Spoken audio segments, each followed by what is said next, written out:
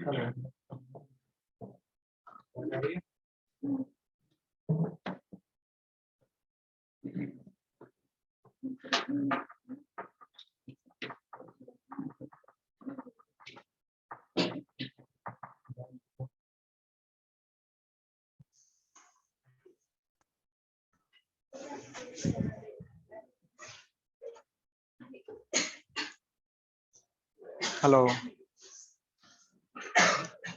हाँ सर।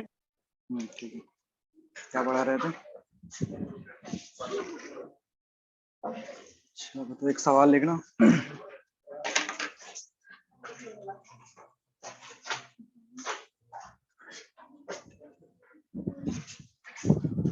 लिखो, a rod of mass m, a rod of mass small m1, a rod of mass question है, small m1 is hanging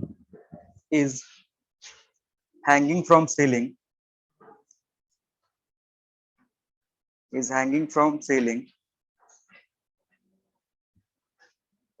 full stop. At one end, a rod of mass small m1 is hanging from ceiling, a rod of mass small m1 is hanging from ceiling, full stop. At one end of this rod,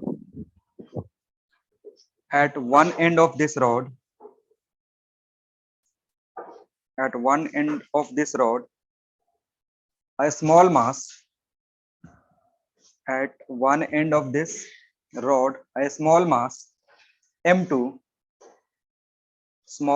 m2, is attached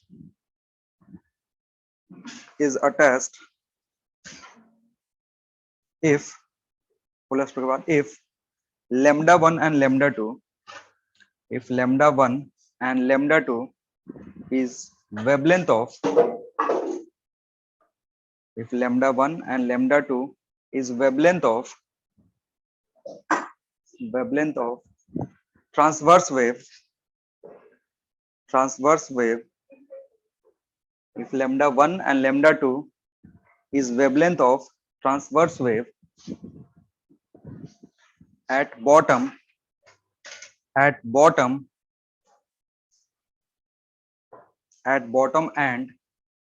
top of the rod,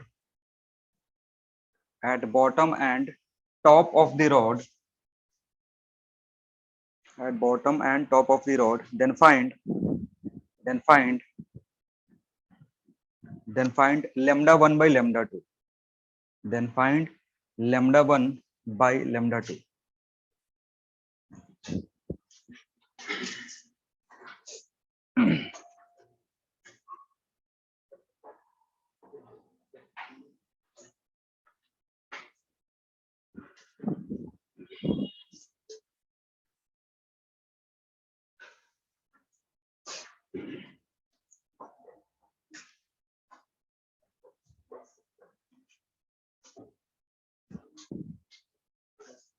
AC चला दो थोड़ी देर के लिए।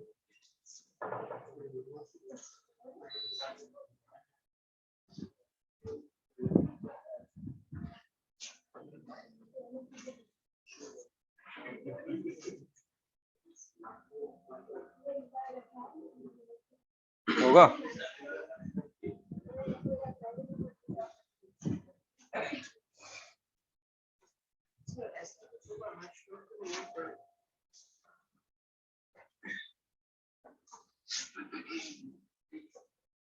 क्या हुआ? हैं? अरे बढ़िया है, तुम बताओ कैसे? नोट तो बहुत झकास बनाते हैं।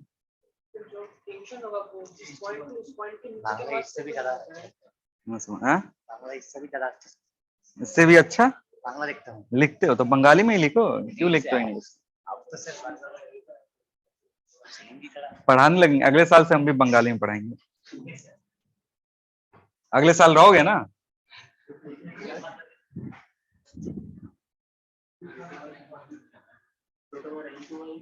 हाँ, रूट ओवर देखो पहला बात सोचो कि ये जो रॉड दिया हुआ है, इस रॉड में टेंशन हर जगह सेम होगा या अलग अलग होगा? टेंशन क्या होगा? अलग अलग होगा, क्योंकि मासलेस रॉड में टेंशन क्या होता, मासलेस रॉड में टेंशन सेम होता, या मासलेस स्ट्रिंग में टेंशन क्या होता, सेम होता। लेकिन ये जो रॉड दिया हुआ उसमें क्या है, खुद मास है। तो अगर रॉड में ही मास है तो हर जगह का टेंशन क्या होगा, वैरी करेगा। ये तुम्हारा रॉड, यहां से एक मास हैंग करा हुआ, ये M2 था और इस रॉड का मास कितना है, M1 है, ठीक है। तो इसमें किसी भी पॉइंट पे अगर काटोगे ना, तो उस पॉइंट का टेंशन दूसरे पॉइंट के टेंशन से क्या होगा, अलग अलग होगा। यानी इस रॉड में अगर कोई वेव प्रोड्यूस हो रहा है, तो उस वेव का जो वेलोसिटी होगा हर पॉइंट पे क्या होगा, अलग अलग। इस बार वेव वेलोसिटी वेरी करेगा, क्योंकि v का फॉर्मूला क्या होता है, root over T by mu, ठीक है। सो बॉटम पे अगर वेलोसिटी निकालोगे ना, बॉटम पे वेलोसिटी कितना होगा, root over T1 by mu होगा।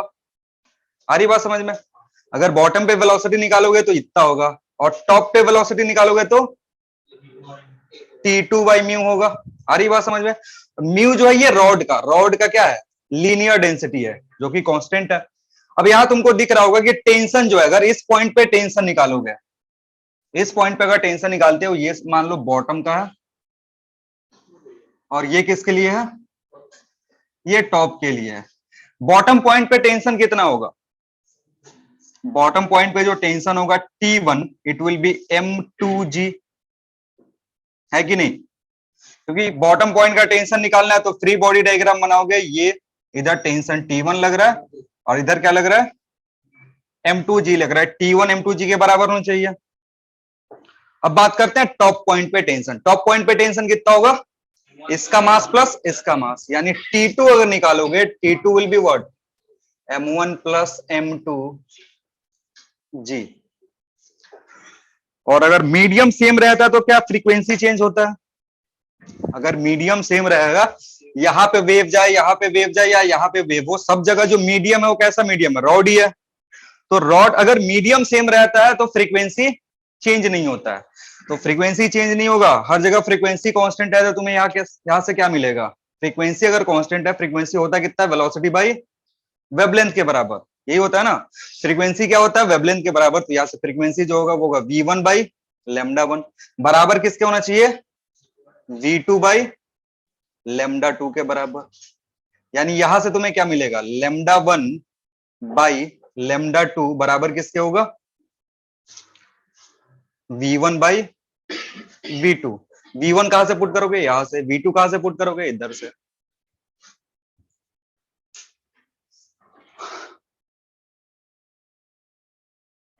ये नीट में पूछा हुआ था 2016 में।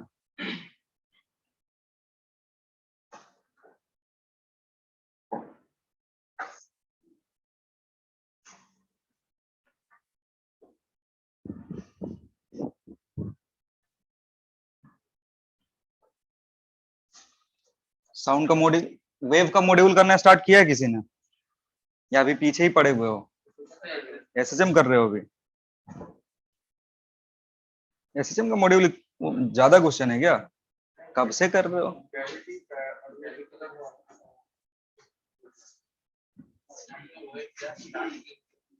वेव स्टार्ट हुए कितना दिन हो गया, 4-5 दिन तो हो ही गया होगा, 4 दिन। कितना, वेव कल स्टार्ट किए हैं, पागल हो गए हो क्या? वेव फ्राइडे को करे होंगे स्टार्ट। तो फ्राइडे के बाद तुमको संडे गैप मिला था, सैटरडे गैप मिला था।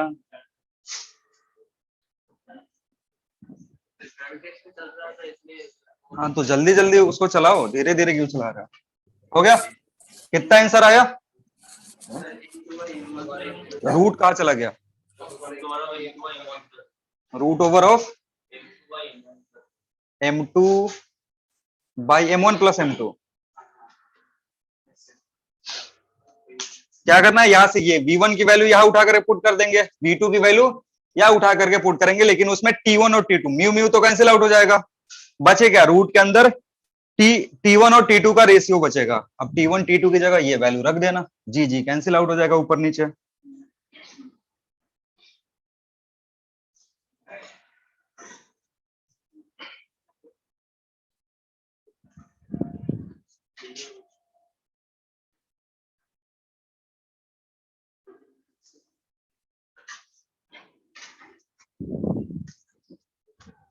नेक्स्ट हेडिंग लिखेंगे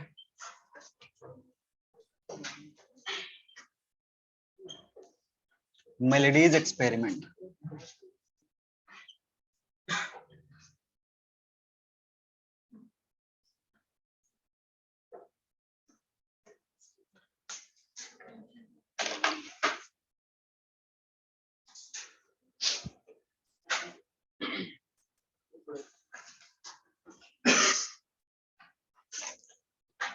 लिखना this experiment is used to find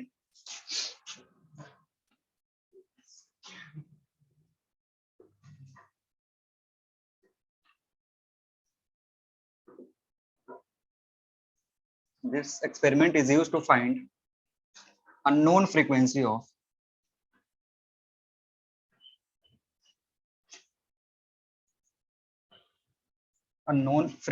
of a tuning fork।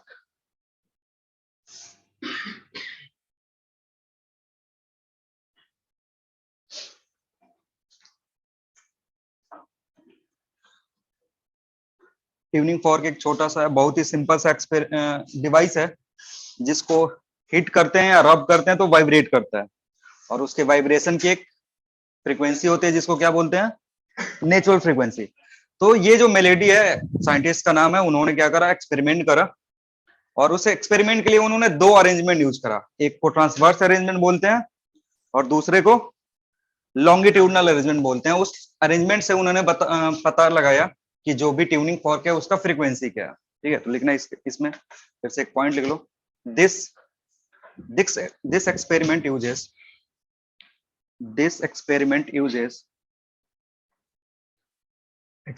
uses law of string laws of string this experiment uses laws of string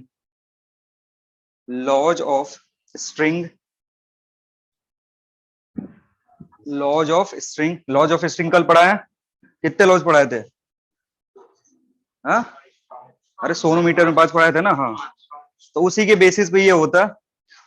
लिखना there are two arrangements, there are, next point इसमें, there are two arrangements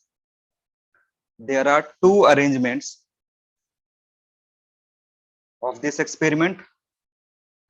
There are two arrangement of this experiment.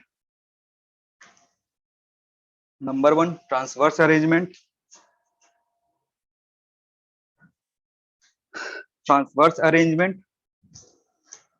And number two,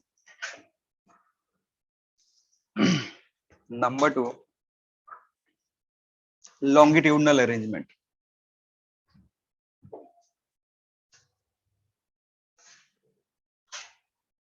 transverse arrangement और longitudinal arrangement, तो एक एक करके दोनों को समझेंगे क्या है ट्रांसवर्स और लॉन्गिट्यूडनल अरेंजमेंट।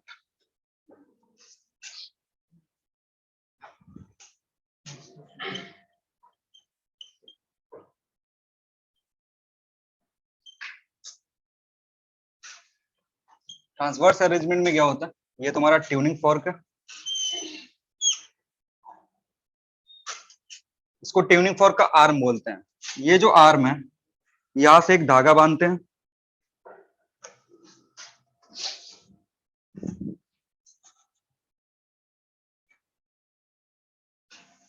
और यहां से एक मास को हैंग करते हैं, मास एम।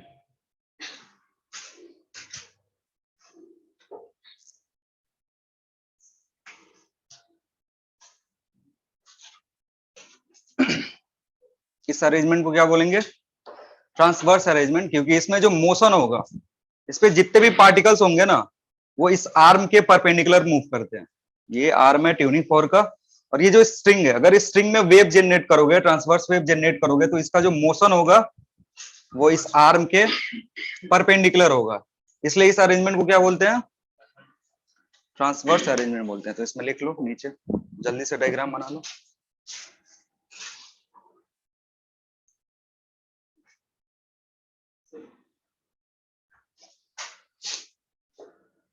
हो गया, और लिखना इसमें पहला point, in this arrangement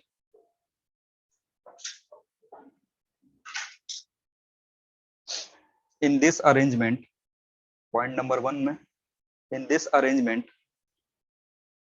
vibration of particles of a string,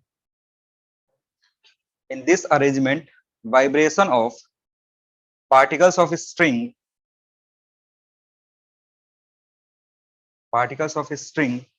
is normal to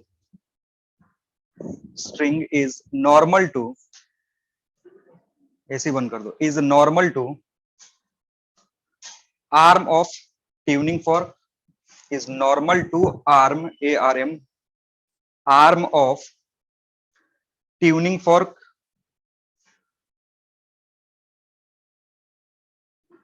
arm of tuning fork. Point number 2 में लिखना, frequency of wave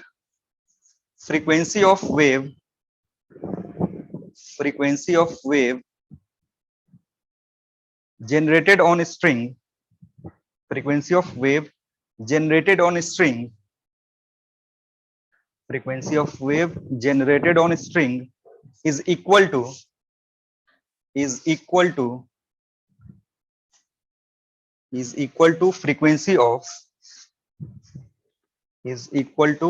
frequency of tuning fork.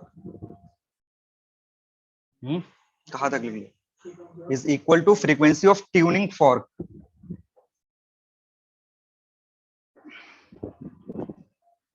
अब देखो इसमें करना क्या होता है, ऐसा सेम एक्सपेरिमेंट सोनोमीटर में भी करते हैं.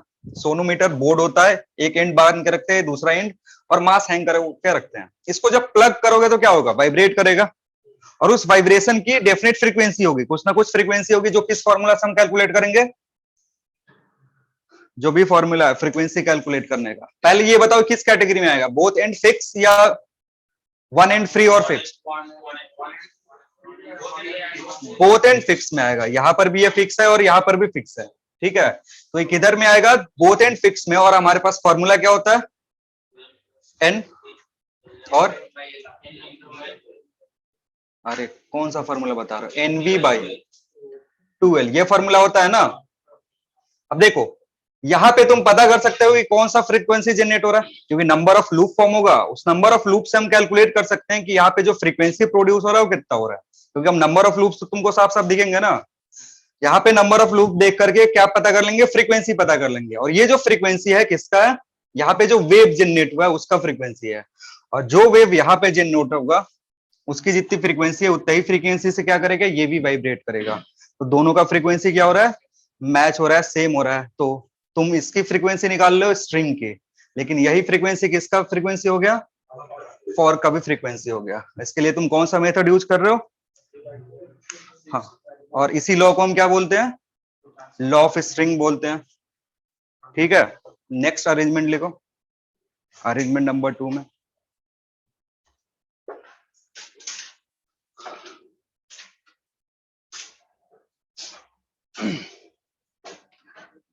अरेंजमेंट नंबर 2 में लिखना लॉन्गिट्यूडल अरेंजमेंट. डायग्राम इसका कुछ इस तरीके से होगा.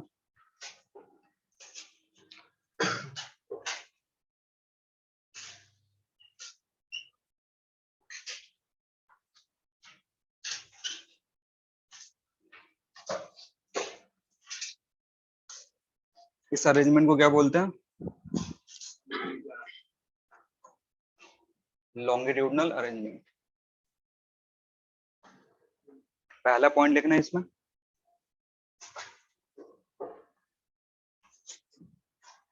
लिखना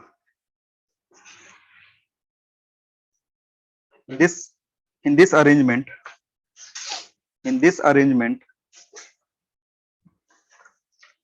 arrangement particles of a string vibrate parallel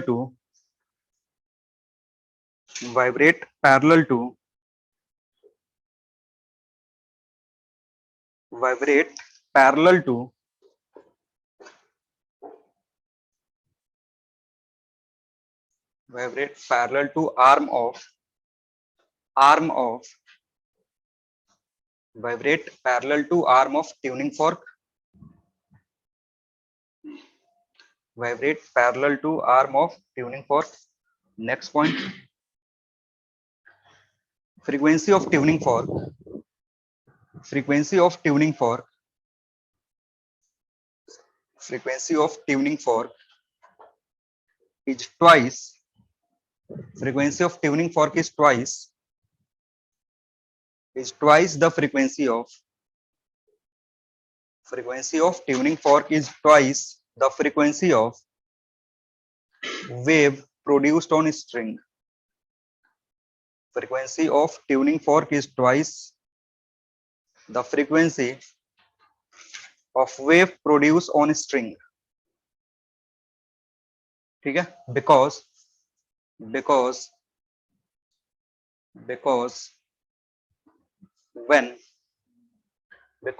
when string complete one oscillation, because when string complete one oscillation, tuning fork completes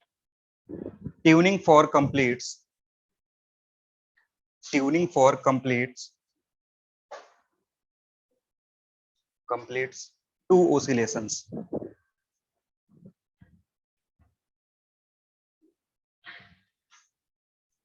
यानी अगर तुमने फ्रीक्वेंसी ऑफ स्ट्रिंग निकाला, फ्रीक्वेंसी ऑफ स्ट्रिंग यहाँ क्या है, NV/2L, यही फॉर्मूला से निकालेंगे क्योंकि अगेन दोनों एंड क्या है, फिक्स्ड है। ये फॉर्मूला यूज करेंगे, नंबर ऑफ लूप यहाँ पता करेंगे, वहां से फ्रीक्वेंसी कितना प्रोड्यूस हो रहा है यहाँ पे निकाल लेंगे। लेकिन ये जो फ्रीक्वेंसी है ना इस बार, अब यहां से क्या निकलेगा, फ्रीक्वेंसी ऑफ ट्यूनिंग फॉर्क। तो फ्रीक्वेंसी ऑफ ट्यूनिंग फॉर्क कितना होगा, ट्वाइस ऑफ fs होगा। ठीक है ना, क्योंकि इसमें हो क्या रहा है कि जब देखोगे ये आर्म जब इधर जाएगा ना इधर, तो ये जो स्ट्रिंग होता है स्ट्रेच हो जाता है। जब आर्म ये इधर जा रहा है तो क्या हो गया, स्ट्रेच हो गया। तो जब तक इसकी टेंडेंसी इधर जाने की नहीं होती है ना, तब तक स्ट्रिंग का जो पार्टिकल ऊपर है वो ऊपर ही रुका रहता है। जब ये वापस जाने की शुरू करता है, इधर से अपने मैक्सिमम पॉइंट से इधर की तरफ जाना शुरू करता है, तब वो नीचे आना शुरू करता है। मतलब जैसे ही ये वाइब्रेट करेगा इस तरीके से, तो जब ये इस साइड से इधर की तरफ जाएगा ना, यहां से यहां तक, तो ये जो स्ट्रिंग है इसके पार्टिकल रेस्ट में रहेंगे, वो ना नीचे आ सकते हैं और ना ही ऊपर जा सकते हैं, क्योंकि स्ट्रिंग जो हो गया उस स्ट्रेस्ड कंडीशन में आ गया। अब ये इस पोजीशन से वापस जाएगा ना, वापस की तरफ जा रहा होगा, तब इनकी टेंडेंसी क्या होगी, नीचे आने की चलते आने का होगा। तो इसके चलते क्या होता है, जब ये एक दो बार ऑसिलेट करता है, तब ये कितनी बार कर रहा होता है, एक बार, जिसके चलते फ्रीक्वेंसी का ये रिलेशन मिलता है।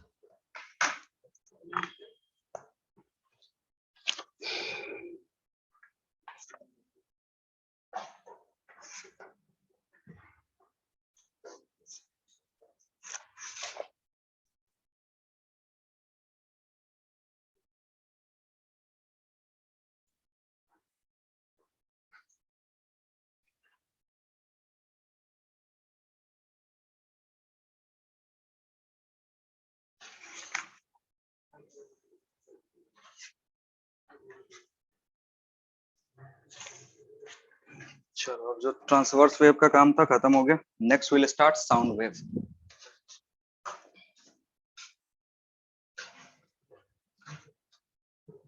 साउंड वेव किस टाइप में आता है, लॉन्गिट्यूडनल वेव में। साउंड वेव को प्रेशर वेव भी बोलते हैं, also known as pressure wave. क्यों प्रेशर वेव बोलते हैं, क्योंकि जब मीडियम में प्रोपागेट करता है तो किस फॉर्म में करता है, in form of compression and rarefaction. ठीक है ना, ये बेसिक चीज है, जूनियर क्लासेस में पढ़ा होगा कि साउंड कैसे ट्रेवल करता है किसी मीडियम में, in form of compression and rarefaction. जहां पे कंप्रेशन होता है वहां पे प्रेशर क्या होता है, बढ़ जाता है। मतलब एटमॉस्फेरिक प्रेशर के रिस्पेक्ट में वहां पे जो प्रेशर होगा क्या होगा, बढ़ जाएगा। और फिर जहां पे रेयरफेक्शन होगा उस पॉइंट पे क्या होगा, एटमॉस्फेरिक प्रेशर के रिस्पेक्ट में उस पॉइंट का प्रेशर क्या होगा, घट जाएगा। तो एक तरीके से ये जो साउंड है ये प्रेशर को वेरी करके ट्रेवल करता है, मीडियम में या एयर में, तो इसलिए इसको क्या बोलते हैं, प्रेशर वेव भी बोलते हैं। ठीक है, और ये किस टाइप का वेव है, longitudinal wave, also known as pressure wave, and it is longitudinal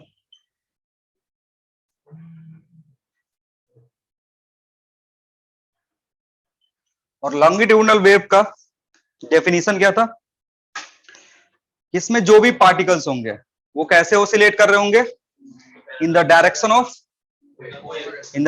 of propagation of wave.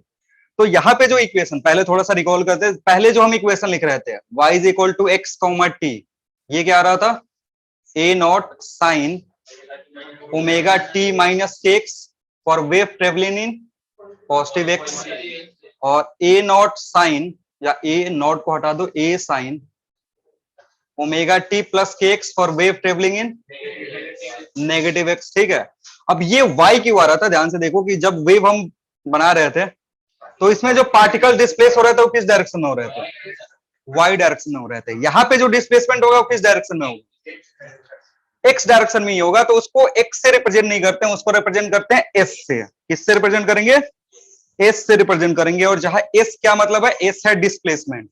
ठीक है, s क्या है तुम्हारा, डिस्प्लेसमेंट है। तो अगर इक्वेशन लिखोगे, इक्वेशन ऑफ साउंड वेव, और इसमें भी दो इक्वेशन बनते हैं, पहला इक्वेशन है डिस्प्लेसमेंट इक्वेशन,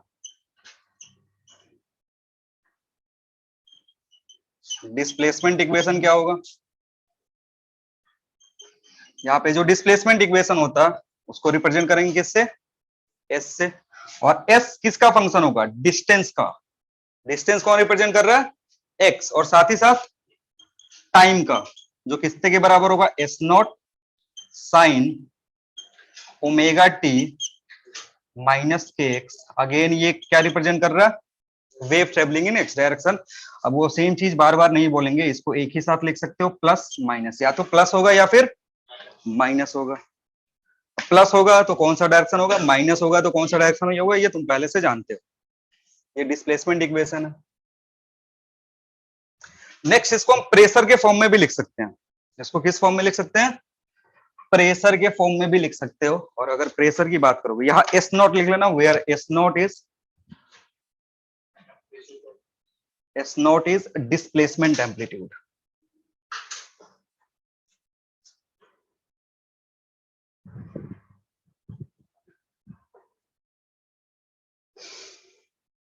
यानी maximum displacement of any particle from its mean position कितना होगा, एस नॉट होगा। नेक्स्ट दूसरा तरीका क्या है, प्रेशर इक्वेशन।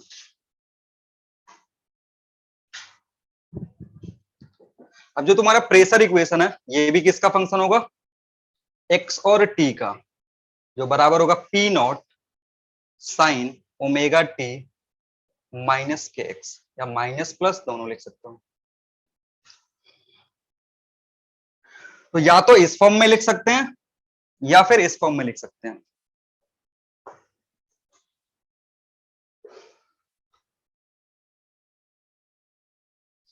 ठीक है, और ये जो प्रेशर इक्वेशन है ना, ये किसके रेस्पेक्ट में देखते हैं हम, एटमॉस्फेरिक प्रेशर के रेस्पेक्ट में। तो ये जो P है ना, P एक्चुअली ये एब्सोल्यूट प्रेशर नहीं है, डिफरेंस है। ये P तुम्हारा क्या है, डिफरेंस है। क्यों डिफरेंस है, मान लो यहाँ पे ये जो जोन जो है ये कंप्रेशन का जोन है, तो यहाँ पे जो टोटल प्रेशर होगा ना, it will be something PATM। PATM मतलब atmospheric pressure plus P compression, ये दोनों मिलकर के यहाँ का टोटल प्रेशर देंगे।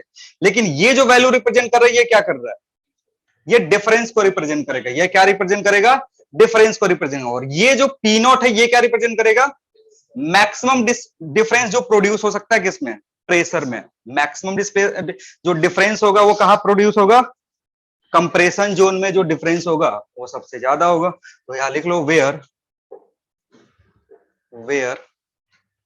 P is equal to P F minus PATM। या जो P है वो क्या है तुम्हारा, फाइनल प्रेशर कितना या कंप्रेशन जोन में प्रेशर कितना, माइनस पी एटीएम। और ये पॉजिटिव भी हो सकता है और नेगेटिव भी हो सकता है, क्योंकि रियरफैक्शन जोन में जाओगे तो क्या होगा, फाइनल प्रेशर एटमॉस्फेरिक प्रेशर से कम होगा, वहां पे नेगेटिव बनेगा।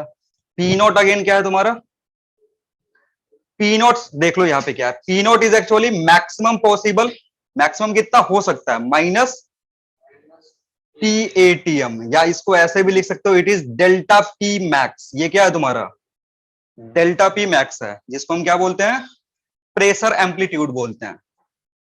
It is known as what, pressure amplitude.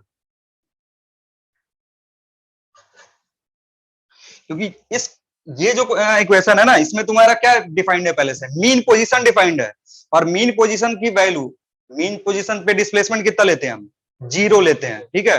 इसलिए यहाँ पे ऐसे डेल्टा के टर्म में लिखने की जरूरत नहीं है, लेकिन यहाँ पे ये डिफरेंस है, ये भी तुम्हारा क्या है, कितने से प्रेशर बढ़ा या कितने से प्रेशर घटा, तो किसके रेस्पेक्ट में देख रहे हो, एटमॉस्फेरिक प्रेशर के रेस्पेक्ट में। आ रही बात समझ में। या एक तरीके से इस इक्वेशन को, ये जो प्रेशर मेजर करते हैं, इसको गेज प्रेशर भी बोलते हैं।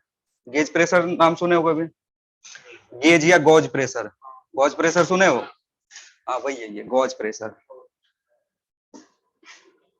हो गया।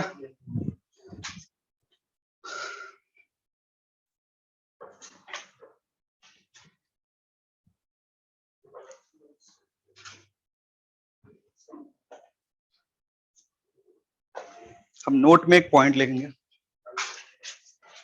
नोट में पॉइंट नंबर 1 लिखना।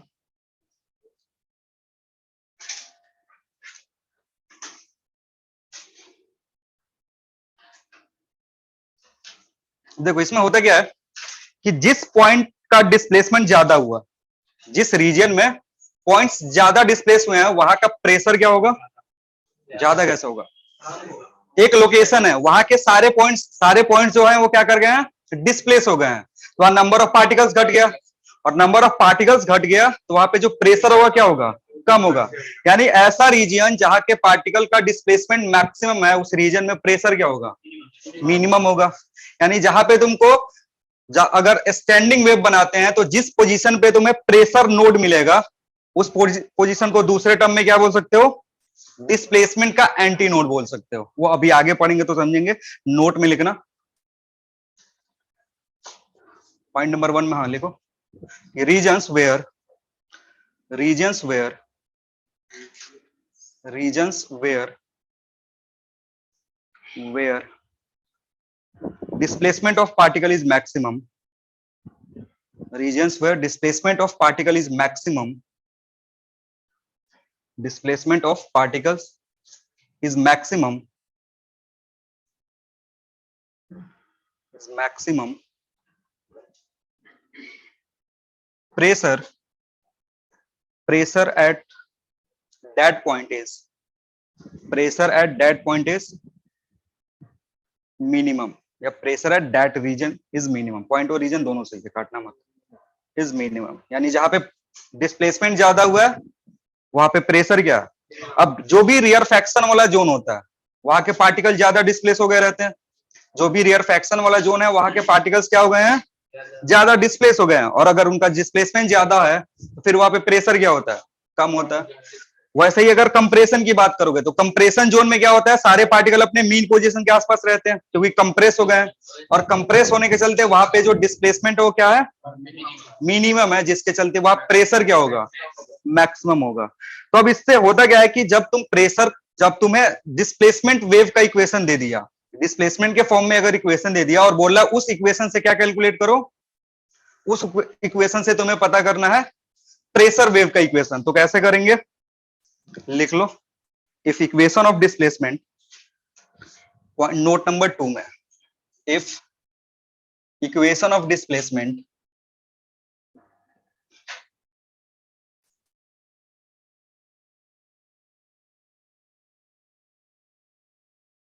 is given as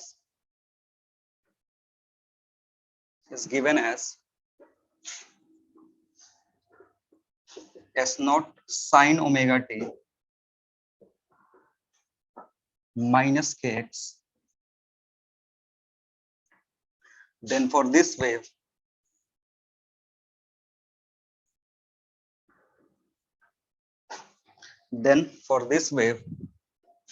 pressure equation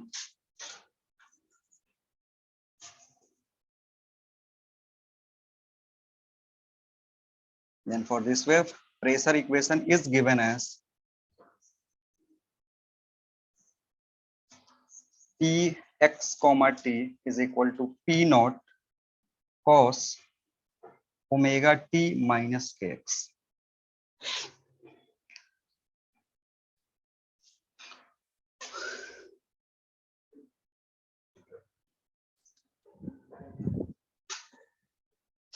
अगर तुम्हें किसका इक्वेशन दिया हुआ है, डिस्प्लेसमेंट का इक्वेशन दिया, और इस डिस्प्लेसमेंट इक्वेशन से क्या लिखना चाहते हो, प्रेशर का इक्वेशन लिखना चाहते हो, तो क्या होगा, this displacement equation will be at a phase difference of pi by 2 from which wave, from displacement, ये प्रेशर इक्वेशन, ठीक है।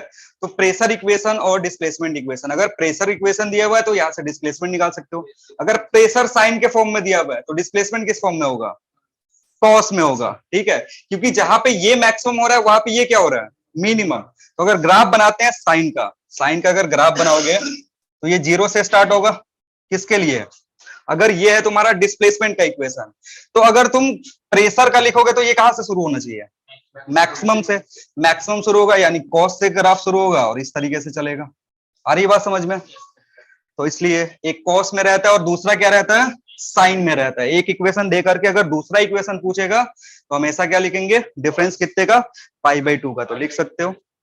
थर्ड पॉइंट, नोट में ही थर्ड पॉइंट लिखना, there is a phase difference of there is a phase difference of pi by 2, there is a phase difference of pi by 2 between pressure equation and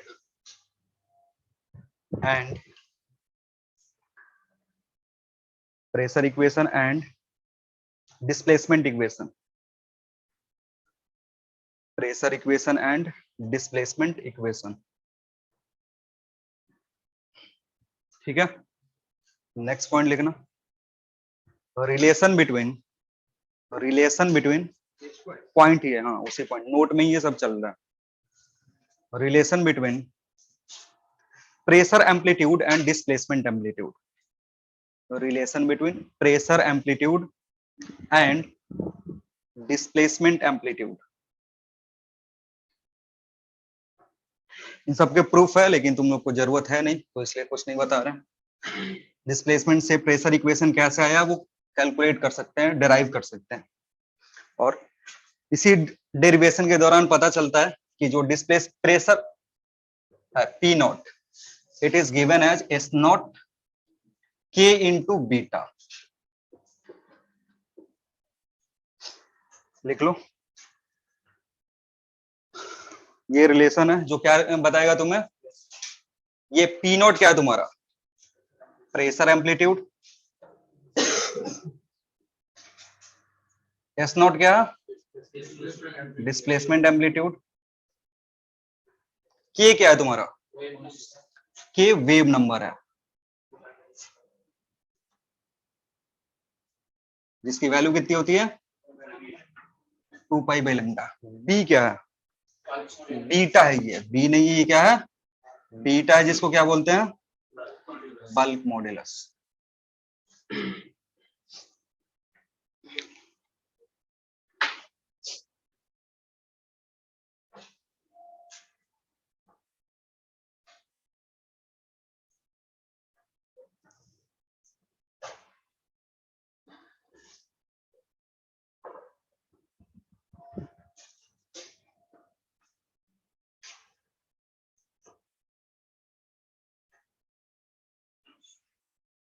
और ये सारे notes है तो ये important है, एक और नोट होगा वो भी इंपॉर्टेंट है, इंटेंसिटी ऑफ साउंड वेव।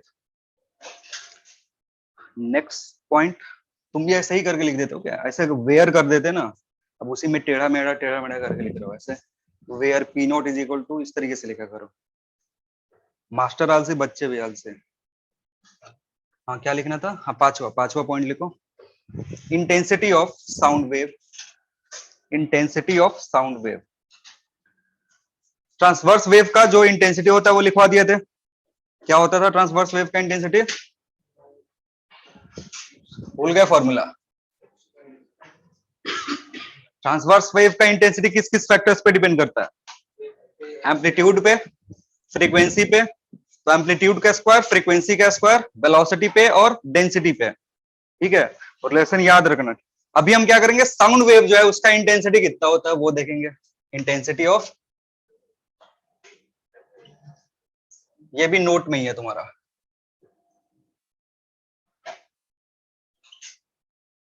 किसी पॉइंट पे साउंड वेव का इंटेंसिटी कितना होगा। अगेन इंटेंसिटी का डेफिनेशन तुमको पता ही है, इंटेंसिटी क्या होता है, energy per unit area per unit time, ठीक है। रिजल्ट सीधे बता देंगे तुमको, लेकिन थोड़ा सा एक्सप्लेन कर देते हैं। पावर अगर बात करता कि पावर कितना, पावर क्या होता है, फोर्स इंटू वेलोसिटी, और तुम क्या बोल रहे थे, फोर्स इंटू, कहा चला दे, हाँ ये फोर्स इंटू वेलोसिटी होता है ना, फोर्स, और फोर्स को क्या लिख सकते हैं, pressure into area into velocity हो जाएगा। इस एरिया को ला करके इधर डिवाइड कर दोगे तो ये किस में चेंज हो जाएगा, इंटेंसिटी में चेंज हो जाएगा, क्योंकि पावर जो होता है वो एनर्जी पर यूनिट टाइम होता है, एरिया से डिवाइड कर दोगे तो energy per unit time per unit area में कन्वर्ट हो जाएगा, नेटिवली पी इंटू वी, ठीक है। अब ये जो पी है इसका इक्वेशन हमें पता है, ई का इक्वेशन पता है, भी का इक्वेशन तुम्हें पता है, भी का इक्वेशन, एस के इक्वेशन को डिफरेंशिएट कर दोगे तो क्या मिल जाएगा, भी का इक्वेशन मिल जाएगा। तो पी का इक्वेशन तुम्हें पता है, दैट इज पी नॉट, अगर इसको कॉस फॉर्म में लिखते हो तो दूसरे वाले किस में लिखना पड़ेगा, साइन के फॉर्म में, ओमेगा टी माइनस के एक्स। तो वी क्या होगा तुम्हारा, एस से निकलेगा, एस क्या था, अगर इसको साइन कॉस के फॉर्म में लिखते हो तो एस क्या होना चाहिए, साइन, लिखना नहीं है बस समझना है, A S not sine omega t minus के एक्स। इसको डिफरेंशिएट करोगे तो वेलोसिटी मिलेगा, और डिफरेंशिएट करोगे तो कितना होगा, एस नॉट ओमेगा साइन, हाँ sorry cos omega t minus के एक्स होगा। अब इसको ला करके यहां पुट कर दोगे तो ये टर्म हो जाएगा S not omega cos omega t minus के एक्स होगा, और इसको थोड़ा सा अरेंज कर दोगे तो it will B P not S not omega cos square omega t minus के एक्स। तो किसी भी रीजन पे जो इंटेंसिटी है वो इस इक्वेशन से मिलेगी, किसी भी जगह पे, किसी भी पॉइंट पे, किसी भी लोकेशन पे क्या चाहिए तुमको, इंटेंसिटी चाहिए, तो किस इक्वेशन से मिलेगा तुम्हें, यहां से। सो इंटेंसिटी आई विल बी, अब लिख सकते हो वो सब छोड़ दो, सीधे आई लिख लो, और इसको इंस्टेंटेनियस इंटेंसिटी बोलते हैं किसी भी पॉइंट का। आई जो होगा it will B P not S not omega cos square omega t minus के एक्स, ये क्या है तुम्हारा इंटेंसिटी है, जो कि एक्स पे भी डिपेंड करेगा और टाइम पे भी डिपेंड करेगा। तो जब भी कोई वेरिएबल क्वांटिटी हमें मिलता है तो हम उसे किस फॉर्म में पता करने की कोशिश करते हैं, एवरेज के फॉर्म में। तो यहां से एवरेज इंटेंसिटी निकालोगे, एवरेज इंटेंसिटी कितना होगा, average intensity that is I will be P not S not omega by two क्यों हुआ, कभी भी इंटीग्रेशन करते हैं एक टाइम पीरियड में साइन स्क्वायर थीटा का या कॉस स्क्वायर थीटा का, तो उसकी वैल्यू कितनी आती है, हाफ हो जाता है। Sine square theta cos square theta का जो एवरेज होता है एक साइकिल में वो कितने के बराबर होता है, हाफ के बराबर। तो यहाँ कॉस स्क्वायर दिख रहा है तुमको, और अगर कॉस स्क्वायर का इंटीग्रेशन करो, क्योंकि ये तो कांस्टेंट है तो हमें इसका एवरेज निकालना है, और इसका एवरेज कितना होता है एक टाइम पीरियड में, हाफ के बराबर, तो ये 2 इधर मल्टीप्लाई हो गया। अब यहां भी तुमको दिख रहा होगा कि जो इंटेंसिटी है वो एम्पलीट्यूड के स्क्वायर के प्रोपोर्शनल है, दिख रहा है, इंटेंसिटी एम्पलीट्यूड के स्क्वायर के प्रोपोर्शनल कैसे है, अरे पी नॉट की जगह क्या रख देंगे, रख देंगे तो दिख जाएगा ना। तो इसी फॉर्मूला को थोड़ा सा और चेंज कर सकते हो किस फॉर्म में, पिछले वाला केस से आई कितना हो जाएगा, I average it will B, क्या रखेंगे पी नॉट की जगह पे, एस नॉट, बोलो के beta into S not omega divided by 2, so it will be S not square के बीटा ओमेगा डिवाइडेड बाई 2। अब यहाँ पर भी तुमको दिख जाएगा कि इंटेंसिटी जो है it is directly proportional to amplitude का स्क्वायर, भले वो प्रेशर भी हो सकता है या फिर डिस्प्लेसमेंट एम्पलीट्यूड दोनों हो सकता है।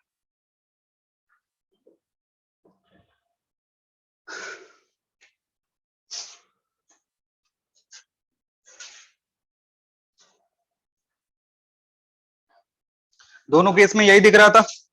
ट्रांसवर्स के भी केस में क्या था, intensity is directly proportional to amplitude का स्क्वायर, और यहां भी सेम चीज है, intensity is directly proportional to amplitude का स्क्वायर। तो वेव कैसा भी हो, ट्रांसवर्स हो, लॉन्गिट्यूडनल हो, इंटेंसिटी और एम्पलीट्यूड का रिलेशन सेम ही रहता है।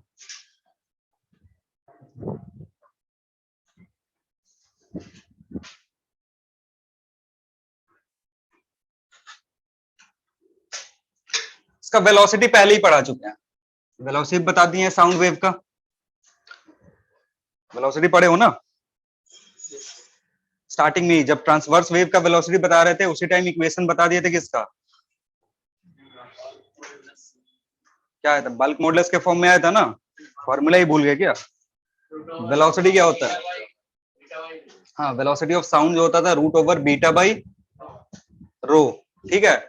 अब अगेन बीटा जो है उसको कन्वर्ट करे थे, न्यूटन ने बोला था और फिर लैपलास ने आके बोला था, तो इसको कन्वर्ट किसमें कर देते, यानी जो तुम्हारा ओरिजिनल फॉर्मूला था गामा पी बाई रो, और पी बाई रो को अगर तुम आइडियल गैस इक्वेशन लगाओ तो पी बाई रो को किससे कन्वर्ट कर सकते हो, आर टी से, जो होता है ना P is equal to rho R T, ठीक है। तो ये किस में चेंज हो जाएगा, पी बाई रो किस में बदल जाएगा, तो ये भी इक्वेशन याद रख सकते हो कि ये क्या होता है, rho sorry gamma into R T लिख सकते हैं।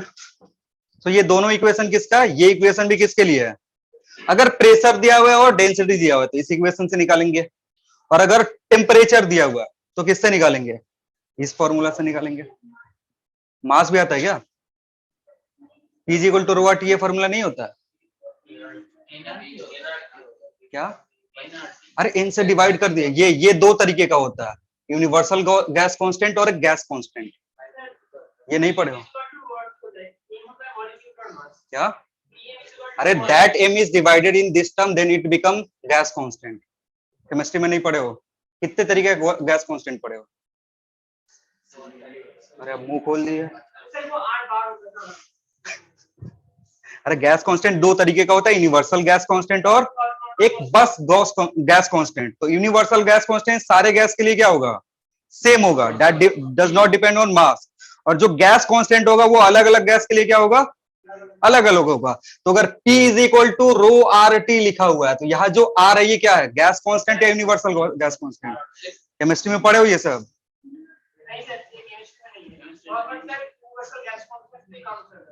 अच्छा यूनिवर्सल से काम चल जाता है, तो हम केटीजी में पढ़ाएंगे, अभी के लिए ये जो लिखा हुआ है मान लो, और नहीं मानोगे तो फिर रट लो, ठीक है। जब केटीजी पढ़ाएंगे तो समझ में आ जाएगा कि यहाँ नीचे एम कब आएगा और कब नहीं आएगा, ठीक है। ये आर जो है ना, आर के साथ लोचा होता है थोड़ा सा फिजिक्स में दोनों तरीके से याद करते हैं, गैस कांस्टेंट या फिर यूनिवर्सल गैस कांस्टेंट, दोनों में। तो जब यहाँ गैस कांस्टेंट होगा तब एम आएगा कि नहीं, या फिर यूनिवर्सल गैस कांस्टेंट होगा तो एम आएगी कि नहीं, वो देख लेंगे। अभी के लिए क्या लिखो, रो गामा आर टी बस लिख लो,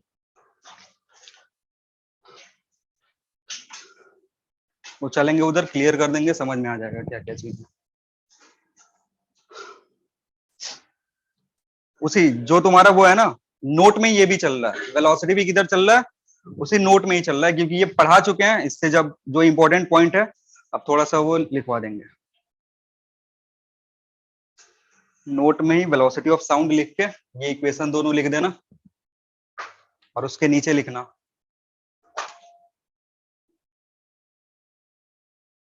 velocity of sound,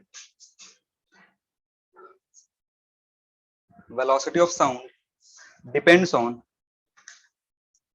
velocity of sound depends on, इसी पॉइंट में अलग से पॉइंट लिखने की जरूरत नहीं है, velocity of sound depends on temperature, temperature and humidity, velocity of sound depends on temperature and humidity,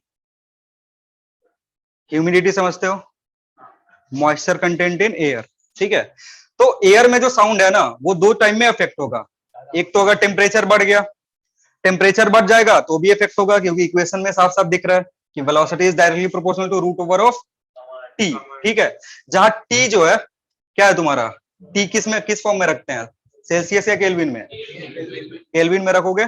और नेक्स्ट चीज क्या है कि अगर इस इक्वेशन को देखोगे तो यहाँ इस वाले इक्वेशन में तुमको रो का इफेक्ट दिखता है, और जब ह्यूमिडिटी चेंज होता है एयर का तो क्या वेरिएशन आएगा, रो में चेंज आएगा। जब भी ह्यूमिडिटी का वेरिएशन आएगा तो हम किससे देखते हैं, रो से देखते हैं। और जब टेम्परेचर का चेंज देखना होगा तो कहां से देखेंगे, टी से देखेंगे, ठीक है। तो इसलिए क्या दो चीज लिखा हुआ है तुमको, velocity of sound depends on what, temperature and pressure, sorry temperature and humidity. अगर बात करें इस इक्वेशन में तुमको प्रेशर भी दिख रहा है, तो प्रेशर पर भी डिपेंड करना चाहिए। हाँ, प्रेशर पे डिपेंड करेगा कि नहीं करेगा। देखो प्रेशर के साथ क्या दिक्कत है ना, कि अगर प्रेशर चेंज होगा तो टेम्परेचर पक्का चेंज होना ही है।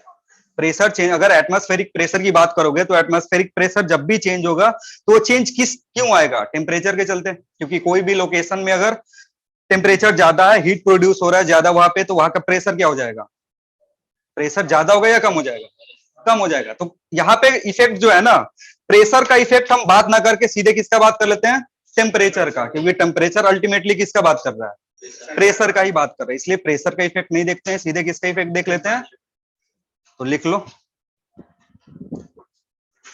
लिखना इसमें ए करके, अब इसी में ए लिखना, velocity is inversely proportional to root over T. ये रिलेशन है।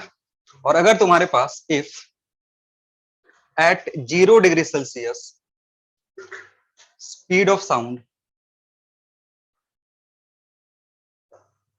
is VO and at T degree Celsius speed of sound is VT। यहां से एक फॉर्मूला बनता है, फॉर्मूला याद रखेंगे।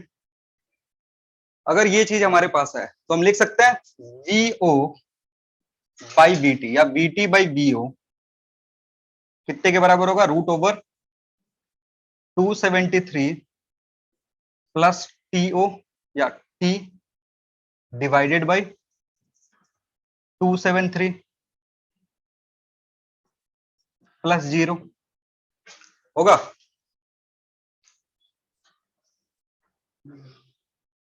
इस इक्वेशन से लिख दे रहे हैं, ठीक है, क्योंकि टेम्परेचर का वेरिएशन देख रहे हैं, यानी बाकी सारी चीजों को क्या कर रहे हैं, कांस्टेंट मान रहे हैं। तो टेम्परेचर में अगर वेरिएशन हो रहा है तो इसको किसमें, अगर 0 डिग्री सेल्सियस का तुमको वेलोसिटी पता है, यानी इस टेम्परेचर का वेलोसिटी पता है, कैलकुलेट कब का करना है, T डिग्री सेल्सियस पे कैलकुलेट करना है, ठीक। अब इसको थोड़ा सा और मॉडिफाई करोगे तो क्या दिखेगा, VT is equal to VO, इसको डिवाइड करोगे तो कितना हो जाएगा, 1 प्लस T बाई 273 का पावर हाफ होगा। और अगर ये जो एक टर्म है T बाई 273 अगर 1 से बहुत छोटा हो तो बाइनोमियल एक्सपेंशन लगा सकते हैं। अगर ये जो टर्म यहां लिखा हुआ है VT equals to VO 1 plus T by 273, अगर T बाई 273 1 से छोटा है, ठीक है ना, जैसे चेंज हो गया तुम्हारा कितने का, 20 डिग्री का चेंज हो रहा है, तो 20 डिग्री का अगर चेंज होगा तो ये वैल्यू कितने के बराबर होगी, अप्रोक्सीमेटली। अगर ये जो 20 डिग्री सेल्सियस है डिवाइडेड बाई कितना कर दो 273, ये 1 से बहुत छोटा होगा। अगर 1 से बहुत छोटा है तो हम क्या करते हैं, इस पावर को उठा के कहां रख देते हैं, यहां रख देते हैं। पावर को टांग के आगे रख दोगे तो इक्वेशन क्या बनेगा, ये फॉर्मूला हमेशा अप्लाई होगा, ये फॉर्मूला क्या होगा, हमेशा अप्लाई होगा। मान लो अगर चेंज बोल दिया 200 डिग्री सेल्सियस का चेंज हो रहा है, तब कौन सा फॉर्मूला यूज करेंगे, ये वाला यूज करेंगे। अगर चेंज 100 डिग्री सेल्सियस का भी होगा तो कौन सा फॉर्मूला यूज करेंगे, ये यूज करेंगे। अगर कम चेंज हो रहा है, if T by 273 is very very less than 1, अगर 1 से छोटा हो तो बाइनोमियल एक्सपेंशन लगाते हैं, VT becomes V not 1 plus T by, ये हाफ इधर आके मल्टीप्लाई होगा तो कितना हो जाएगा, 5 5 4 6, ये तुम्हारा फॉर्मूला है। और ये फॉर्मूला क्या बताएगा? Relation between temperature and velocity, जहां टी किसमें है? In degree Celsius. टी क्या है तुम्हारा?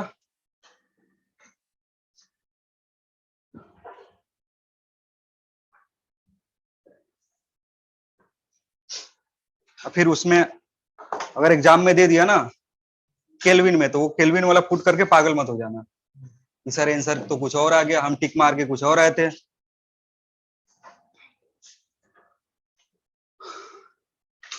तो ये सारे जो रिजल्ट्स है ये इंपॉर्टेंट रिजल्ट्स है, इसको याद रखना है, ध्यान रखना है। इधर से क्वेश्चंस आते हैं कभी कभी, लेकिन अगर आ गया तो हो सकता है आराम से, ज्यादा कुछ इसमें दिमाग लगाना नहीं होता। इक्वेशन याद रखोगे, क्वेश्चन कर दोगे सीधे। अगर इक्वेशन नहीं याद है फिर नहीं कर पाओगे।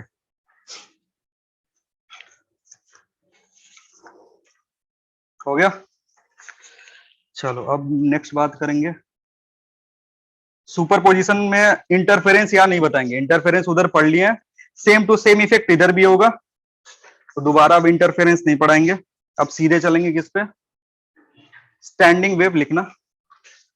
स्टैंडिंग वेव नेक्स्ट हेडिंग है तुम्हारा। हाँ, स्टैंडिंग वेव,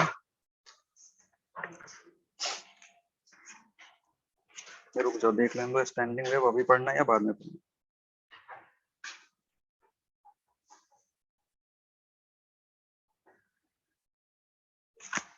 ठीक है, लिखना standing wave for sound wave. Standing wave for sound. String के लिए हम पढ़ लिए, ठीक है ना।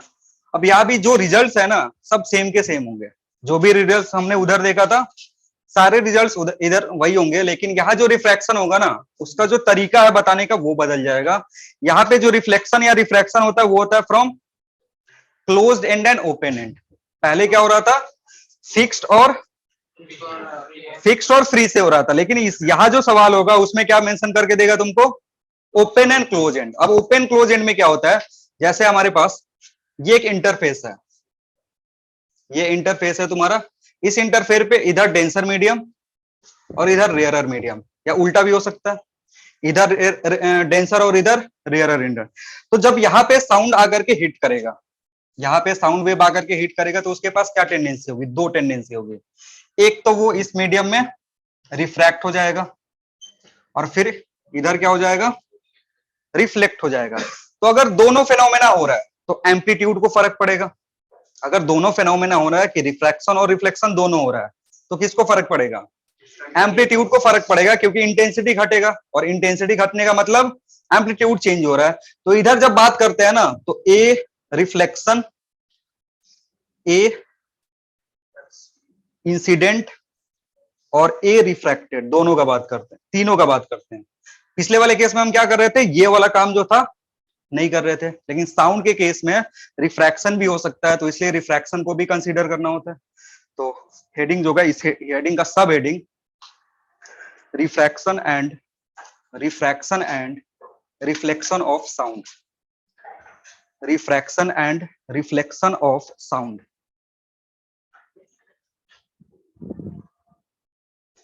Refraction and reflection of sound.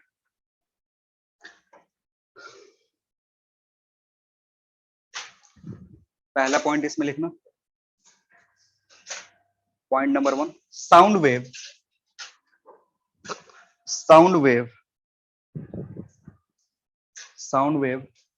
gets reflected or reflected, sound wave gets refracted or reflected whenever there is discontinuity, in the medium, whenever there is discontinuity in the medium। अब discontinuity का जो तरीका है वो अलग अलग हो सकता है।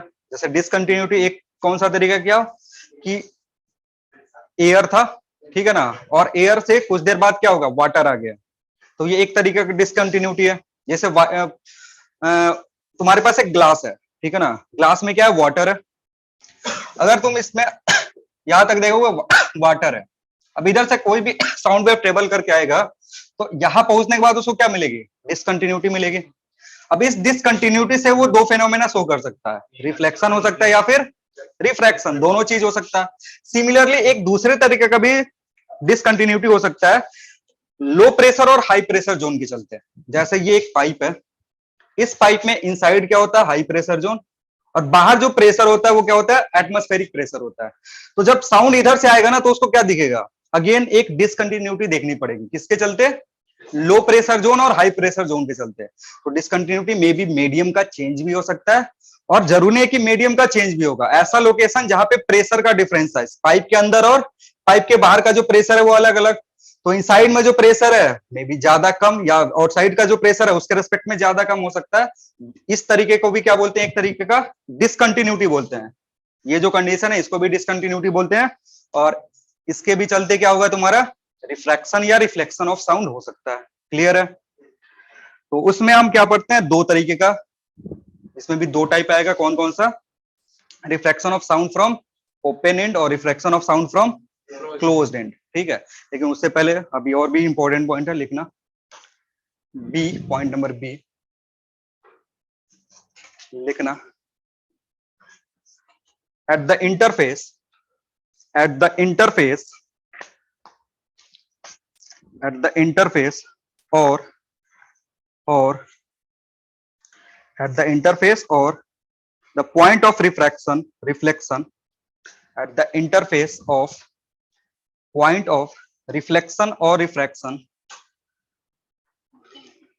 at the interface or the point of reflection or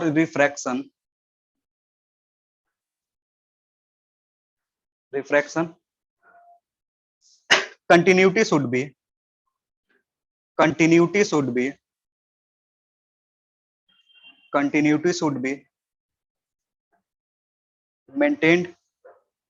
continuity should be maintained।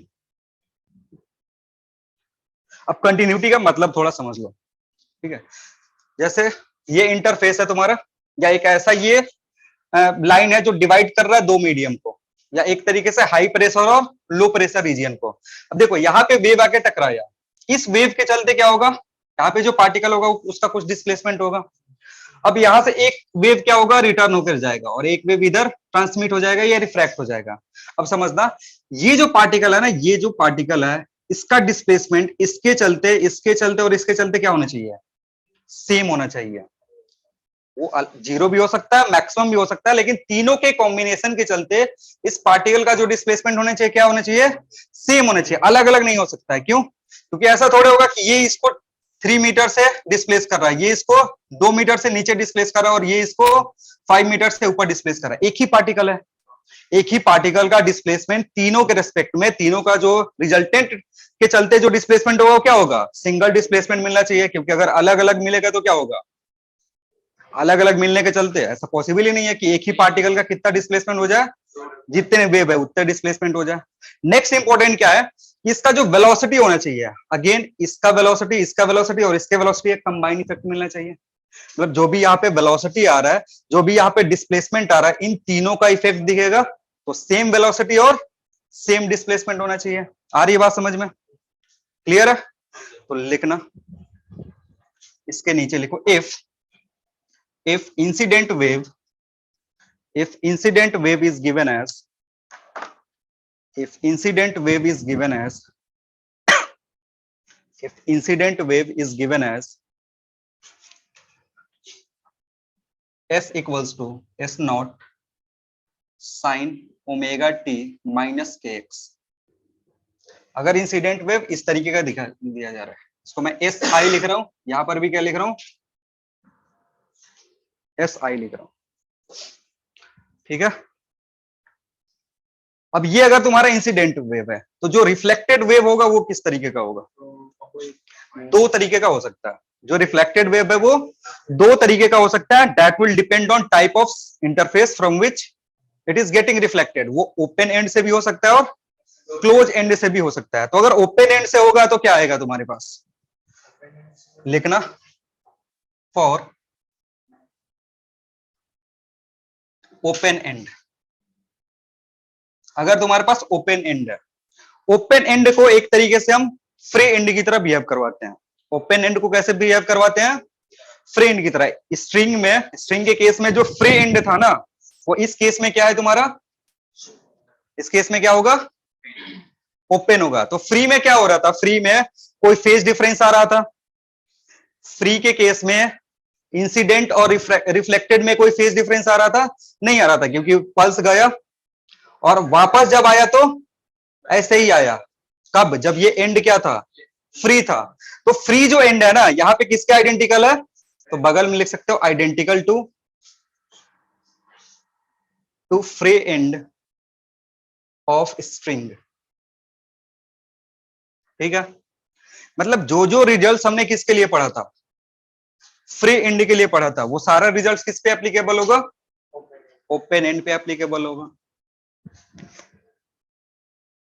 ठीक है, अब इक्वेशन क्या दिखेगा, अगर रिफ्लेक्टेड रे देखोगे, रिफ्लेक्टेड वेव जो होगा किस तरीके का होगा, एस आर जो होगा it will be S naught R sine omega T plus K X. बाहर में माइनस क्यों नहीं लिख रहे हैं, बाहर में माइनस क्यों नहीं लिख रहा है, क्योंकि जैसे जा रहा है वैसे ही ऊपर से आ रहा है, बस डायरेक्शन चेंज कर दे रहा है। समझ में आ रहा है, कोई है जिसको कुछ हवा नहीं लग रहा है, क्या ही कर रहे हैं, हाँ, किसी के दिमाग में चिड़िया उड़ रही है या सब धुआं धुआं दिख रहा है, आ रहा है सबको समझ में।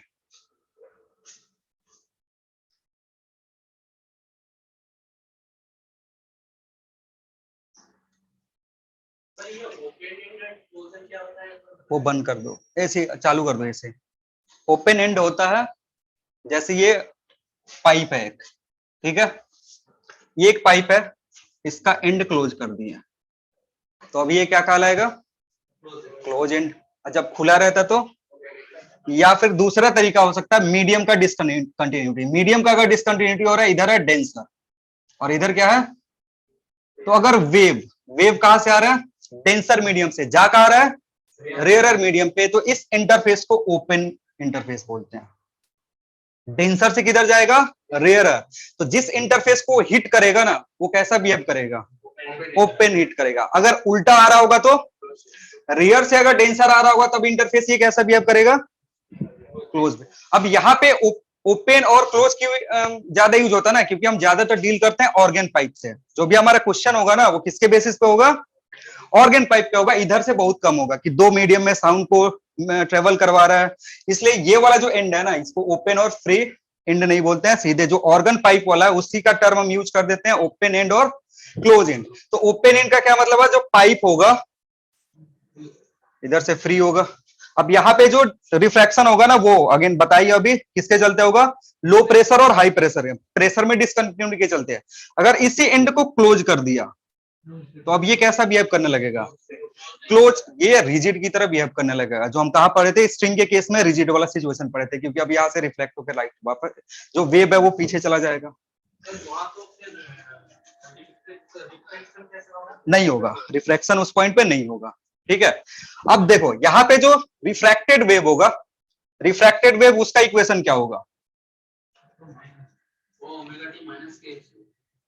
रिफ्रैक्टेड वेव में क्या होगा ना, सब चीज सेम रहेगा, चेंज क्या क्या होगा, फ्रीक्वेंसी और एम्पलीट्यूड। क्योंकि अब वो दूसरे मीडियम में चला गया, तो दूसरे मीडियम में जाने के चलते क्या चेंज होगा, ओमेगा चेंज हो जाएगा। जैसे अगर तुम्हारे पास वाटर है और एयर है, वाटर एयर से जा रहा है किधर, वाटर में जा रहा है, तो साउंड का जो स्पीड है क्या होगा, चेंज होगा। अब साउंड का स्पीड कब चेंज होगा, जब उसकी फ्रीक्वेंसी उधर क्या हो जाए, चेंज हो जाए। तो जो रिफ्रैक्टेड वेव होगा ना, आर आर लिख दे रहे हैं, दो बार रिफ्रैक्शन आ रहा है, तो आर आर की जो वैल्यू होगी it will be S R R. Again इन सब सारी चीजों का जरूरत नहीं होता, बस थोड़ा सा बेसिक तुम्हारा बन जाए इसलिए बता रहे हैं। ओमेगा डैश टी माइनस के एक्स। ओमेगा डैश क्यों लिख रहे हैं? अलग हो रहा है, एम्पलीट्यूड चेंज होगा इसलिए आर आर लिख रहे हैं। और डायरेक्शन चेंज होगा कि नहीं वेव का? वेव का डायरेक्शन चेंज नहीं होगा, वो सीधे चुपचाप ऐसे निकल जाएगा।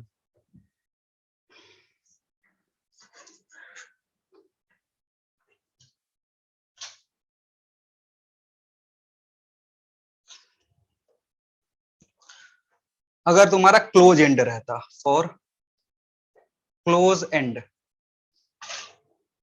तो अगर क्लोज एंड की बात करोगे this will be identical to fixed end of string.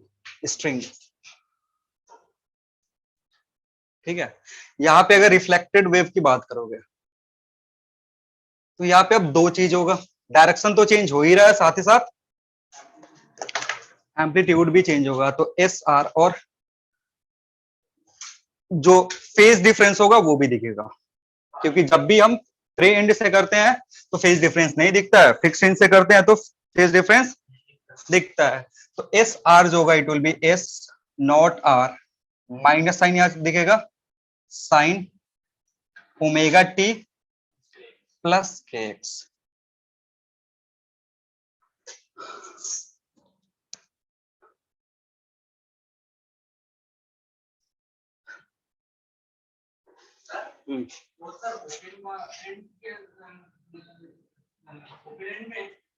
जो फिक्स्ड और इनिशिएट दोनों का एम्पलीट्यूड सेम होगा। किसका किसका? वो ओपन टाइप है। हाँ, किसका किसका? वो इनिशिएट और इनिशिएट नहीं, इंसिडेंट। हाँ, इन दोनों का सेम होगा क्योंकि वो सेम मीडियम में चला गया। सेम मीडियम में वेव का जो फ्रीक्वेंसी क्या, जैसे यहाँ पे आया साउंड टकरा करके फिर कहाँ चलाएगा? एयर में ही आएगा। तो एयर में फ्रीक्वेंसी क्या होता है? सेम होता है, वो चेंज नहीं होगा। एम्पलीट्यूड क्यों सेम होगा? क्यों सेम होगा? एम्पलीट्यूड क्यों सेम होगा बताओ? मीडियम से एम्पलीट्यूड को क्या करना होता है? एम्पलीट्यूड डिपेंड करता है इंटेंसिटी। हाँ, एम्पलीट्यूड जो होगा ना, क्योंकि अब कुछ पोर्शन वेव का कहाँ चला गया? हाँ, जैसे अगर 10 जूल एनर्जी जा रहा है, 5 जूल कहाँ चला गया? दूसरे मीडियम में, और 5 जूल फिर वापस आया, गया था 10, आया कितना? तो अब ये जो एनर्जी है ये एम्पलीट्यूड पे डिपेंड करता है, तो घटा होगा एम्पलीट्यूड। रिफ्रैक्टेड वेव का इक्वेशन बता दो क्या होगा इस केस में अगर रिफ्रैक्शन हो रहा है? अरे भाई, अगर वाटर रख देंगे तो क्यों नहीं होगा? एयर, वाटर, इधर से अगर वेव आ रहा है, ये कैसा एंड बिहेव करेगा, फिक्स या ओपन? ये किस तरीके से बिहेव कर रहा है? फिक्स बिहेव कर रहा है। फिक्स मतलब वन एंड क्लोज्ड। तो अगर वन एंड क्लोज होगा तो वाटर में वेव रिफ्लेक्ट नहीं होता है क्या? तो फिर इतना परेशान क्यों हो? जरूर थोड़ा है, हमेशा ढक्कन लगा के ही क्लोज करेंगे। हो सकता है वर्टिकल पाइप हो और वर्टिकल पाइप में कहा हो कुछ लेवल तक वाटर भरा हो। पढ़े ही नहीं हो तुम, 12th पास आउट हो, एनसीईआरटी पढ़े हो, छाया पढ़े हो? छाया पढ़े हो ना, उसमें भी देता है कि जो ऑर्गन पाइप है पानी से भरा हुआ है, थोड़ा सा वाटर कॉलन से भरा हुआ है। तो वाटर कॉलन से भरने का क्या मतलब होता है? दोनों एंड क्लोज कर, एक एंड क्लोज कर दिया। तो जरूर थोड़े क्लोज करने के लिए हमेशा क्या करना होगा? एक एंड को वेल्डिंग करना ही होगा, उधर से आयरन रॉड लगा करके वेल्ड कर देंगे, वाटर भर दो। कैसे भी डिफरेंस आना चाहिए, इधर रेयरर मीडियम और ये डेंसर मीडियम। अगर ये रेयरर ये डेंसर है तो ये इंटरफेस कैसा बिहेव करेगा? ओपन या क्लोज? क्लोज बिहेव करेगा ना। तो क्लोज बिहेव कर रहा है तो इधर रिफ्लेक्ट होगा कि नहीं? जो तुम्हारा साउंड है होगा, तो उसके लिए लिख रहा है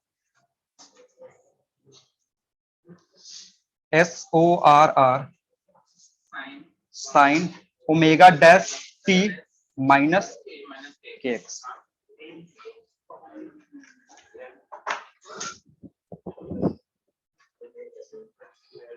अब ये सारे पॉसिबिलिटी है, ठीक है, इस तरीके कुछ होगा। अब ऑर्गन पाइप में लेकर के हम क्या करेंगे? स्टेशनरी वेव जनरेट करवाएंगे, क्योंकि एक तरफ से कंटिन्यूअसली वेव भेज रहे हो, डिसकंटिन्यूटी के चलते एक वेव क्या होगा? रिफ्लेक्ट होकर के वापस आएगा। वहां पे हम नेग्लेक्ट करते हैं, मान लो कि जो रिफ्रैक्टेड वेव है वो बहुत कम है, रिफ्रैक्शन जो हो रहा है वो क्या हो रहा है? बहुत कम हो रहा है। तो इन दोनों का एम्पलीट्यूड आसपास होगा, दोनों का एम्पलीट्यूड क्या होगा, अप्रोक्सीमेटली आसपास होगा। मतलब 10 जूल भेजा तुमने, रिफ्रैक्ट कितना हुआ है, मान लो 0.5 जूल हुआ, ठीक है, तो रिफ्लेक्ट कितना हुआ 9.5 के आसपास, जिसके चलते एम्पलीट्यूड में जो वेरिएशन आएगा क्या आएगा, बहुत कम आएगा। अब जब इस तरीके का दो वेव सुपर इंपोज करेगा, तो wave travelling in opposite direction having same frequency and same amplitude क्या करता है, अगर सुपर इंपोज करता है तो वहां से क्या जनरेट होगा, वहां से स्टैंडिंग वेव जनरेट होता है या स्टेशनरी वेव जनरेट होता है। जो सेम टू सेम चीज कहां पढ़ा था हमने, भूल गए क्या? तो अभी तुम्हारा जो नेक्स्ट हेडिंग होगा वो होगा ऑर्गन पाइप का। अब फिर से वो सारे कैलकुलेशन नहीं करेंगे, सीधे ऑर्गन पाइप लिखेंगे और ऑर्गन पाइप में क्लोज्ड एंड और ओपन एंड करके पढ़ लेंगे। ऑर्गन पाइप,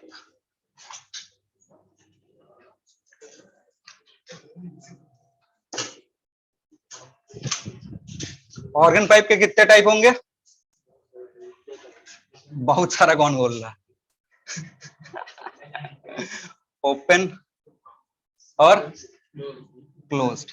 अब क्लोज्ड अगर होगा तो दोनों एंड पे क्लोज होगा या एक एंड पे क्लोज होगा, एक एंड क्लोज करेंगे, दोनों एंड क्लोज नहीं करेंगे। अगर दोनों क्लोज कर देगा तो साउंड कहां से भेजोगे, इसलिए अब ओपन लिखा हुआ है ना, तो बोथ एंड ओपन, और क्लोज्ड अगर लिखा हुआ है तो one and close one and open, ऐसे लिखते हैं।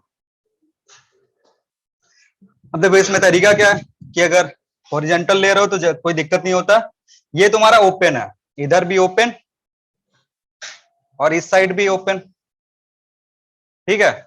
अभी क्या कर दिया, एक ट्यूब लिया और इसमें पानी भर दिया, तो ये साइड ओपन है और ये जो दूसरा साइड है क्या है, क्लोज्ड है।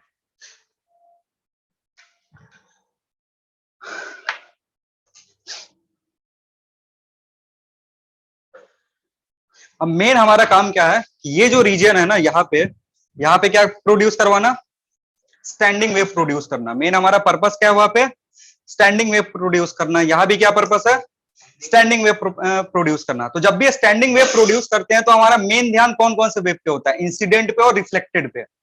जो मेन हमारा ध्यान होगा कहां पे होगा, इंसिडेंट पे और रिफ्लेक्टेड पे।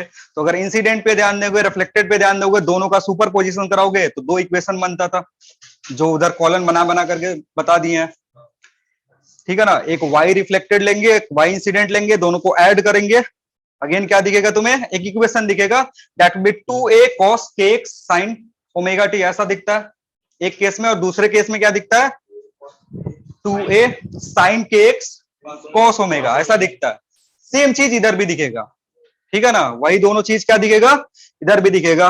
और अब तुम्हें वहां से पता चलेगा कि क्या प्रोड्यूस हो रहा है, नोड और एंटी नोड्स बन रहे हैं, ठीक है। अगेन जो यहाँ क्लोज्ड एंड होता है ना, यहाँ पे नोड बनता है, लेकिन किसका नोड, डिस्प्लेसमेंट नोड। जो क्लोज्ड एंड है वहां पे क्या बनेगा, डिस्प्लेसमेंट नोड बनेगा, या उसको दूसरे तरीके से बोलते हैं at close end there will be pressure antinode, ठीक है। तो नोट में लिखना इस तरह, at open end at open end at open end of an organ pipe at open end of an organ pipe of an organ pipe organ pipe displacement antinode displacement antinode displacement antinode और pressure node और pressure node is formed. Pressure node कहने क्या मतलब है, उस point का pressure कितना होगा, जीरो नहीं होगा, एटमॉस्फेरिक प्रेशर होगा। उस पॉइंट का प्रेशर कितना होगा, एटमॉस्फेरिक प्रेशर के बराबर होगा, क्योंकि जो वेरिएशन हो रहा है ना वो वेरिएशन नहीं होगा, और अगर वेरिएशन नहीं होगा तो उस पॉइंट का प्रेशर एटमॉस्फेरिक प्रेशर के बराबर होगा। डिस्प्लेसमेंट एंटीन्यूड का क्या मतलब है, कि जो उस पॉइंट का डिस्प्लेसमेंट है वो क्या है, डिस्प्लेसमेंट मैक्सिमम है, ठीक है ना। एंटीन्यूड पे डिस्प्लेसमेंट क्या होता है, मैक्सिमम होता है। और इसका 22 वर्ष याद रखो, तो एक लिखा रहे हैं, ओपन का अगर लिखा रहे हैं तो क्लोज का याद रखोगे वो भी लिखवाना पड़ेगा, दोनों लिखवा दे, अपने से लिख लो या लिखवा ही देते हैं, लिख लो end at closed end and at closed end and at closed end of an organ pipe, closed end of an organ pipe, displacement node, closed end of an organ pipe, displacement node or pressure antinode is formed, pressure antinode is formed. हो गया, again वो सारा equation नहीं निकाल रहा, आप सीधे चले जा रहे हैं, लिख देना next heading, vibration of air column, vibration of air column,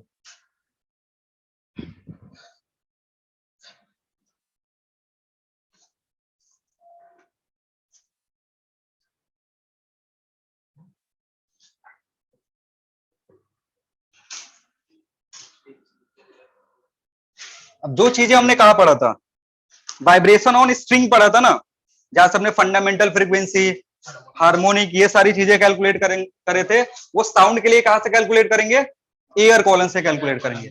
और ये एयर कॉलन बनता कहां है, ऑर्गन पाइप के अंदर बनेगा। तो ऑर्गन पाइप के लिए फिर दो टाइप आएगा, दोनों टाइप से डिस्कस करेंगे कि कब कौन सा फ्रीक्वेंसी प्रोड्यूस हो रहा है, कब किसको फंडामेंटल बोलते हैं और कब किसको।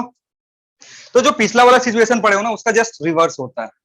तो अगर तुम्हारे पास कैसा पाइप है, ए में लिख लो for open organ pipe,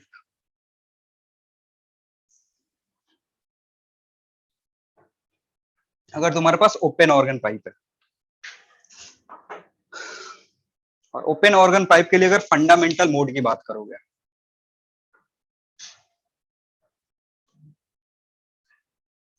fundamental mode में क्या होगा, ये तुम्हारा ओपन ऑर्गन पाइप है, इस पॉइंट पे क्या बनना चाहिए, नोड या एंटी नोड, और डिपेंड करता है कि किसका पूछ रहे हैं। इस पॉइंट पे नोड बनेगा, एंटी नोड बनेगा, वो डिपेंड किस पे करता है, हम किसका पूछ रहे हैं तुमसे। अगर प्रेशर का पूछेंगे तो यहाँ क्या बनेगा, प्रेशर का यहाँ पे नोड बनेगा, क्योंकि ये ओपन है, ओपन का प्रेशर पे क्या बनता है, नोड बनता है। यानी जो तुम्हारा सबसे मिनिमम वाला कंडीशन होगा उसमें हम क्या कर सकते हैं, इस तरीके का वेव बन सकता है।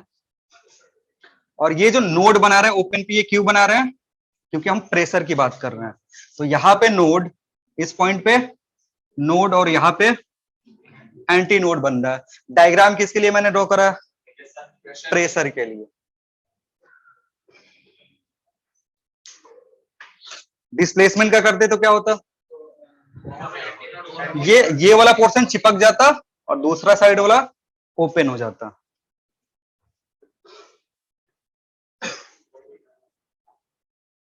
ठीक है,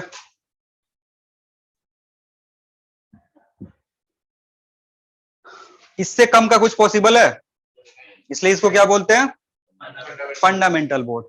तो फंडामेंटल मोड में अगर ये लेंथ एल है, ये वैल्यू कितना है, लेंथ एल है, तो यहां से रिलेशन क्या मिलेगा, लेमडा बाई 2 किसके बराबर होगा, क्यों, क्योंकि दो नोड के बीच का गैप कितना होता है। हाँ, अगेन वो जो कॉलन था वैसा करते लिखते, फिर वो काम रिपीट नहीं कर रहे हैं, क्योंकि पहले ही समझा चुके हैं उधर ही। स्ट्रिंग पे जो सेम कंडीशन चल रहा था वो भी इधर ही चलेगा। सो यहां से लेमडा की जो वैल्यू कितने के बराबर होगी, तो अगर फ्रीक्वेंसी निकालोगे F1, it will B V by 2L, V by कितना होगा, 2L होगा।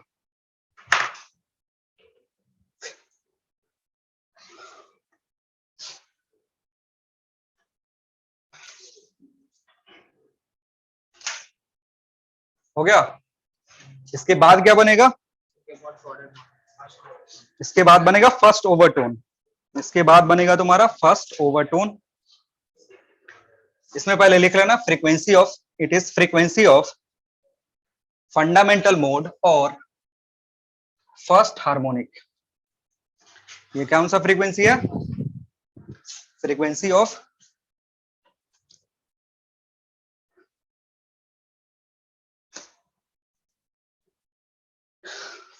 ऑफ फंडामेंटल मोड और फर्स्ट हार्मोनिक।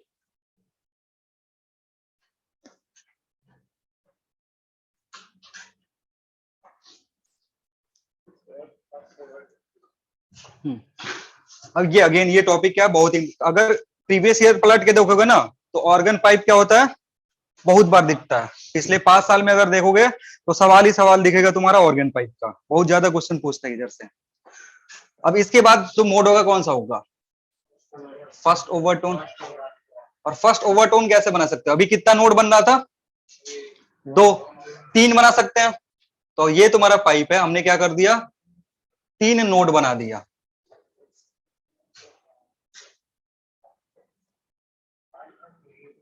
यहां पे क्या होगा, एल की जो वैल्यू होगी, L will be equal to lambda.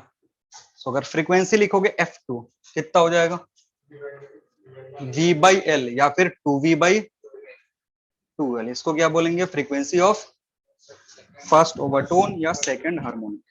अब अगेन थर्ड वाला नहीं लिखेंगे, सीधे जनरलाइज लिख लेंगे।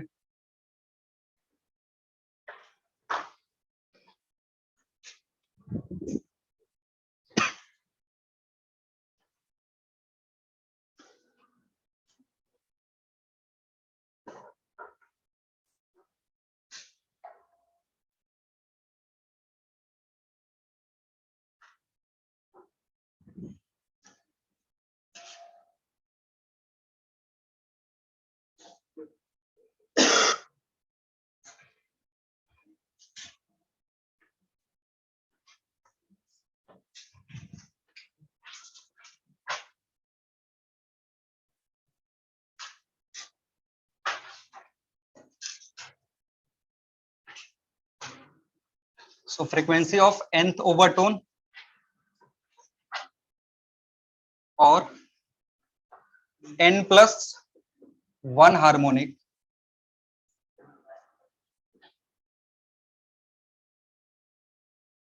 इज गिवन एज, क्या मिलेगा यहाँ पे तुमको, f जो होगा it will B how much, n+1 V/2L। जहां n कहां से स्टार्ट होगा, 0 से। 0 पे कौन सा फ्रीक्वेंसी मिलेगा, फंडामेंटल मोड की फ्रीक्वेंसी।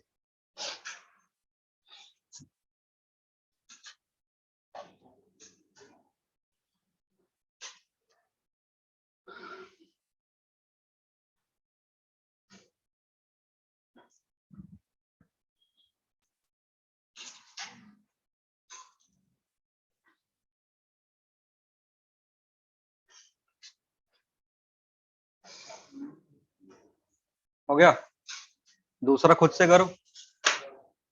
दूसरा क्या बनेगा तुम्हारा, क्लोज एंड ऑर्गन पाइप।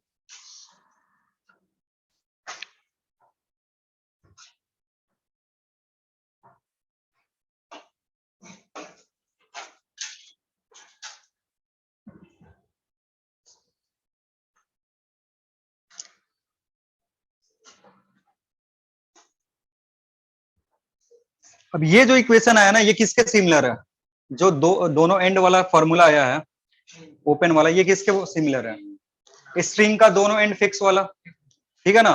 तो ये जो फॉर्मूला है ना, ये एक ही बार हम याद कर लेते हैं, किसके लिए, फॉर फिक्स्ड एंड और ओपन एंड। ओपन एंड किस में यूज होता है, ऑर्गन पाइप में, और फिक्स्ड एंड किस में यूज होता है, स्ट्रिंग में। ये फॉर्मूला दोनों रिजल्ट दे देगा एक ही साथ। तो 4 फॉर्मूला याद करने की जरूरत नहीं है, कितना फॉर्मूला याद करोगे, 2 ही फॉर्मूला याद करोगे। अब इधर भी तुमको दिखेगा कि जो हार्मोनिक बनेगा वो कैसा बनेगा, कंटिन्यूअस बनेगा। जो भी हार्मोनिक बन रहा है वो कैसा बन रहा है, कंटिन्यूअस बनेगा। यानी अगर कोई भी म्यूजिकल इंस्ट्रूमेंट तुमको बनाना है तो कैसा पाइप लोगे, ओपन एंड लेगे। अगर क्लोज एंड कर दोगे तो क्या होगा, फिर वो मिस करेगा एक एक, जो अभी तुमको दिख जाएगा। लिखो फॉर क्लोज, हाँ उस फॉर्म में याद कर लो, या फिर ये, हाँ वो ये वाला जो है ना, ये वाला टर्म, ये दोनों में कॉमन रखो ताकि कंपेयर कर सको। For close and organ pipe. अब क्लोज एंड एक ही होगा या दोनों क्लोज कर देंगे? एक ही क्लोज करेंगे। नेक्स्ट क्या है तुम्हारा, बी में क्या लिखेंगे, for closed end organ pipe.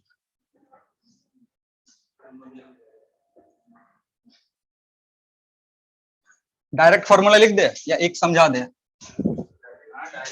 Direct लिख दे।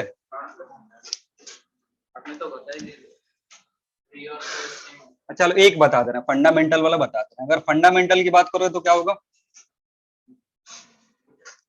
फंडामेंटल मोड में देखो दो तरीके से देख सकते हो कि ये तुम्हारा ऑर्गन पाइप था, इसको क्या से फिल कर दिया, तो एयर कॉलम तुम्हारा कितना दूर बचा, यही बचा, और तो कुछ है नहीं ना।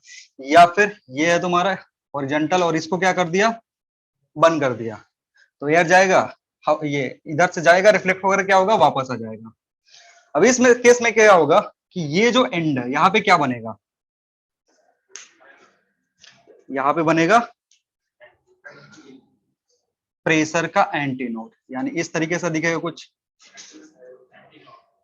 अगेन ये किसके लिए बना रहा है, प्रेशर के लिए। या फिर इधर बनाओगे तो क्या दिखेगा, इस तरीके का, ये तुम्हारा नोड है, इधर एंटी नोड, इधर नोड, इधर एंटी नोड। नोट इसका लिखवा चुके हैं कि क्यों ऐसा होगा, तो फिर कंफ्यूज मत होना कि सर क्लोज एंड पे तो आप क्या कर दियो, एंटी नोड बना दियो। अब इस केस में लेंथ जो होगा एल कितने के बराबर होगा, एल बराबर होगा लेमडा बाई 4 के, या लेमडा किसके बराबर होगा, 4L के। तो यहां से अगर फ्रीक्वेंसी निकालोगे F1 कितना आएगा, V बाई 4L। ये तुम्हारा frequency of fundamental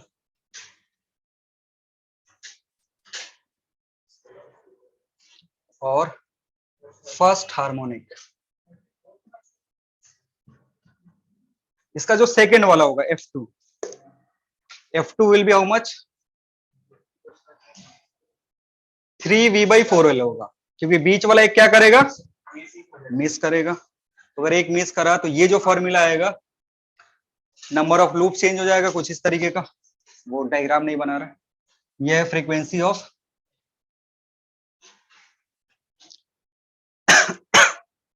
first overtone and third harmonic.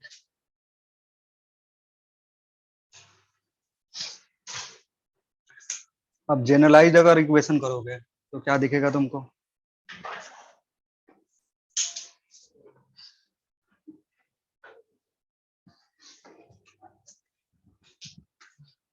So nth harmonic या nth ओवरटोन और 2n+1 harmonic is given as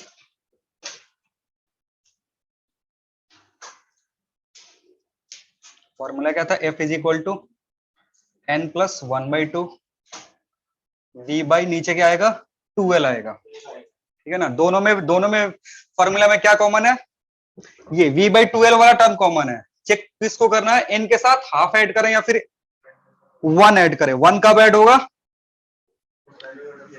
हाँ जब दोनों एंड ओपन होगा। हाफ कब ऐड होगा, क्लोज्ड। याद करने का दूसरा तरीका भी हो सकता है, देखो यहाँ पे अगर लूप देख रहे थे ना तो क्या बन रहा था, एक फुल लूप बन रहा है।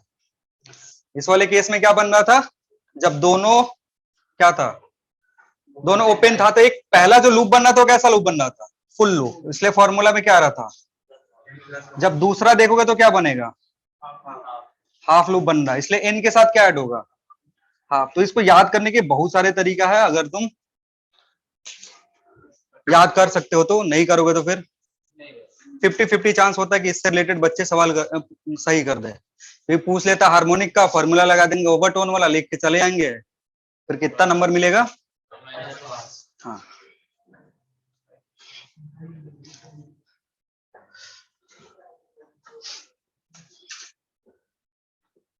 अगेन ये किसके लिए यूज कर सकते हो? क्लोज एंड ऑर्गन पाइप या फिर फ्रे एंड स्ट्रिंग। और दोनों केस में एक एक एंड क्लोज है और एक एक एंड फ्री है। इस केस में दोनों एंड फ्री नहीं कर सकते हो, और ऑर्गन पाइप के केस में दोनों एंड क्लोज नहीं कर सकते हो।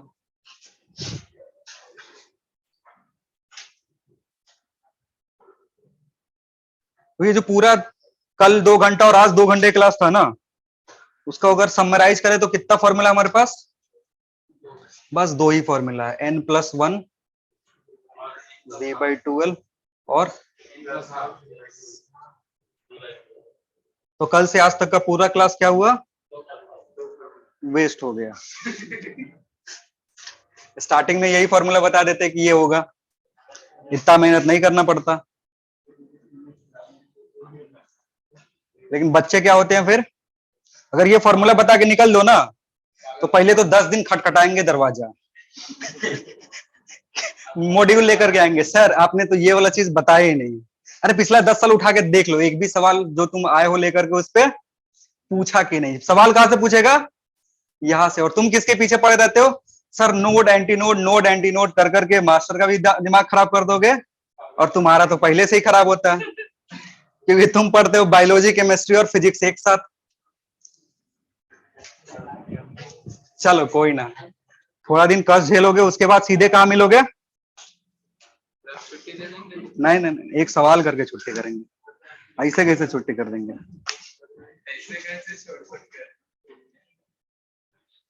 रुक जाओ, आराम करो, थोड़ा सा करेंगे।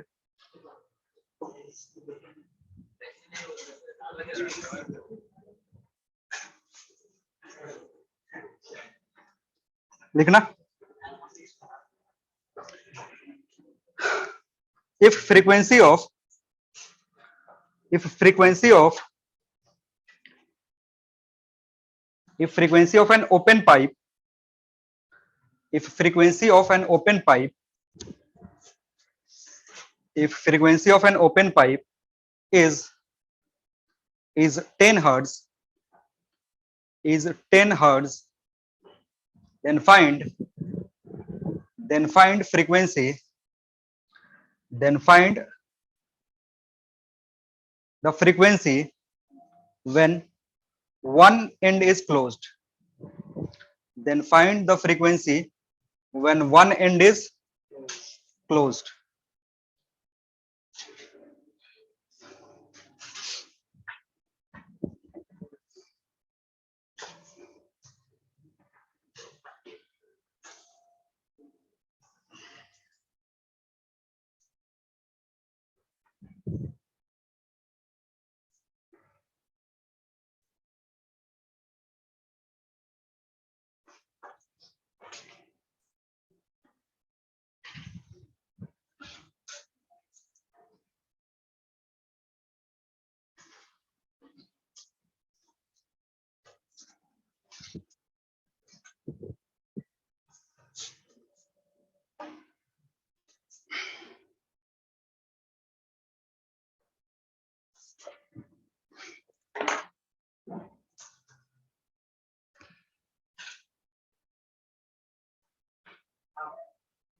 कितना? हाफ मतलब 1/2? 1/2 आंसर आ रहा है, 10 के बाद सीधे 1/2 हो गया। अरे तो जो गिवन है उसका हाफ, या आंसर ही हाफ है तुम्हारा? अजीब लोग हैं।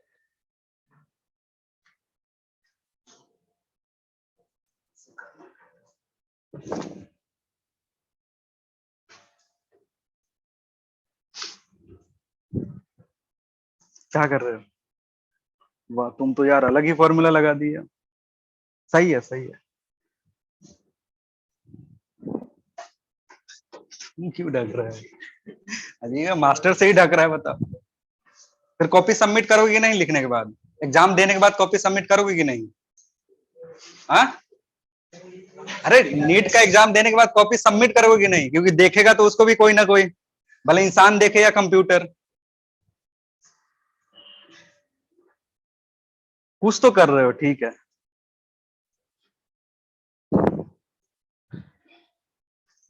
देखो अब ये जो सवाल है ना, आधे लोग तो ऐसे ही बेहोश पड़े हुए कि करना क्या है, समझ में ही नहीं आ रहा है।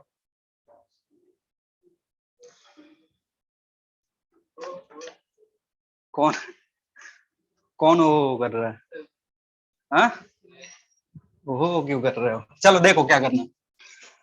अब सवाल में क्या दिया हुआ है, 10 हर्ट्ज फ्रीक्वेंसी दिया हुआ है, ठीक है ना। बोल रहा है कि दोनों एंड कैसा है, ओपन है, और 10 हर्ट्ज की फ्रीक्वेंसी प्रोड्यूस कर रहा है। ऐसा बताया क्या कि कौन सी फ्रीक्वेंसी है? हाँ, अरे नहीं बताया तो हम मान लेंगे कि फंडामेंटल है। जब कुछ नहीं बताया हो तो क्या मान लोगे? अरे जब कुछ नहीं बताया है तो क्या मानोगे? फंडामेंटल। तो जब फंडामेंटल फ्रीक्वेंसी F1 की बात करोगे तो ओपन के लिए फॉर्मूला क्या होता है? V बाई 12 कितने के बराबर है? 10 के बराबर। अब तुम लोग क्या करो ना, इधर n लेकर के फालतू में अपना दिमाग खपा रहे हो, कि उस सवाल में ऐसा नहीं बोला ना कि कौन सी फ्रीक्वेंसी है, थर्ड है, फोर्थ है, फिफ्थ है, एट्थ है, नाइन्थ है, कुछ नहीं। जब कुछ नहीं दिया तो क्या मान लेंगे? फंडामेंटल।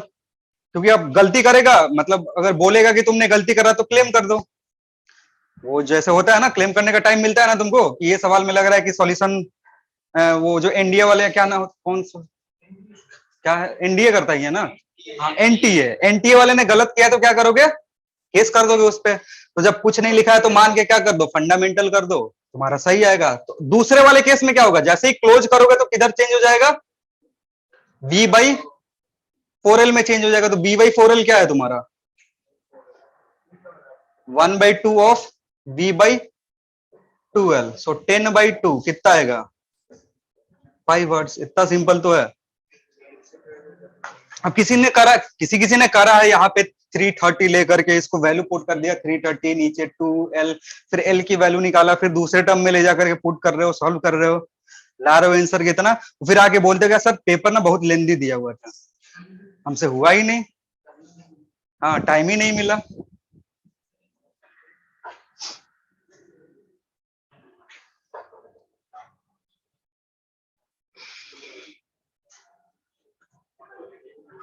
चलो फिर आज का भजन कीर्तन यहीं पे खत्म, बाकी करेंगे अगले क्लास में। Thank you everyone.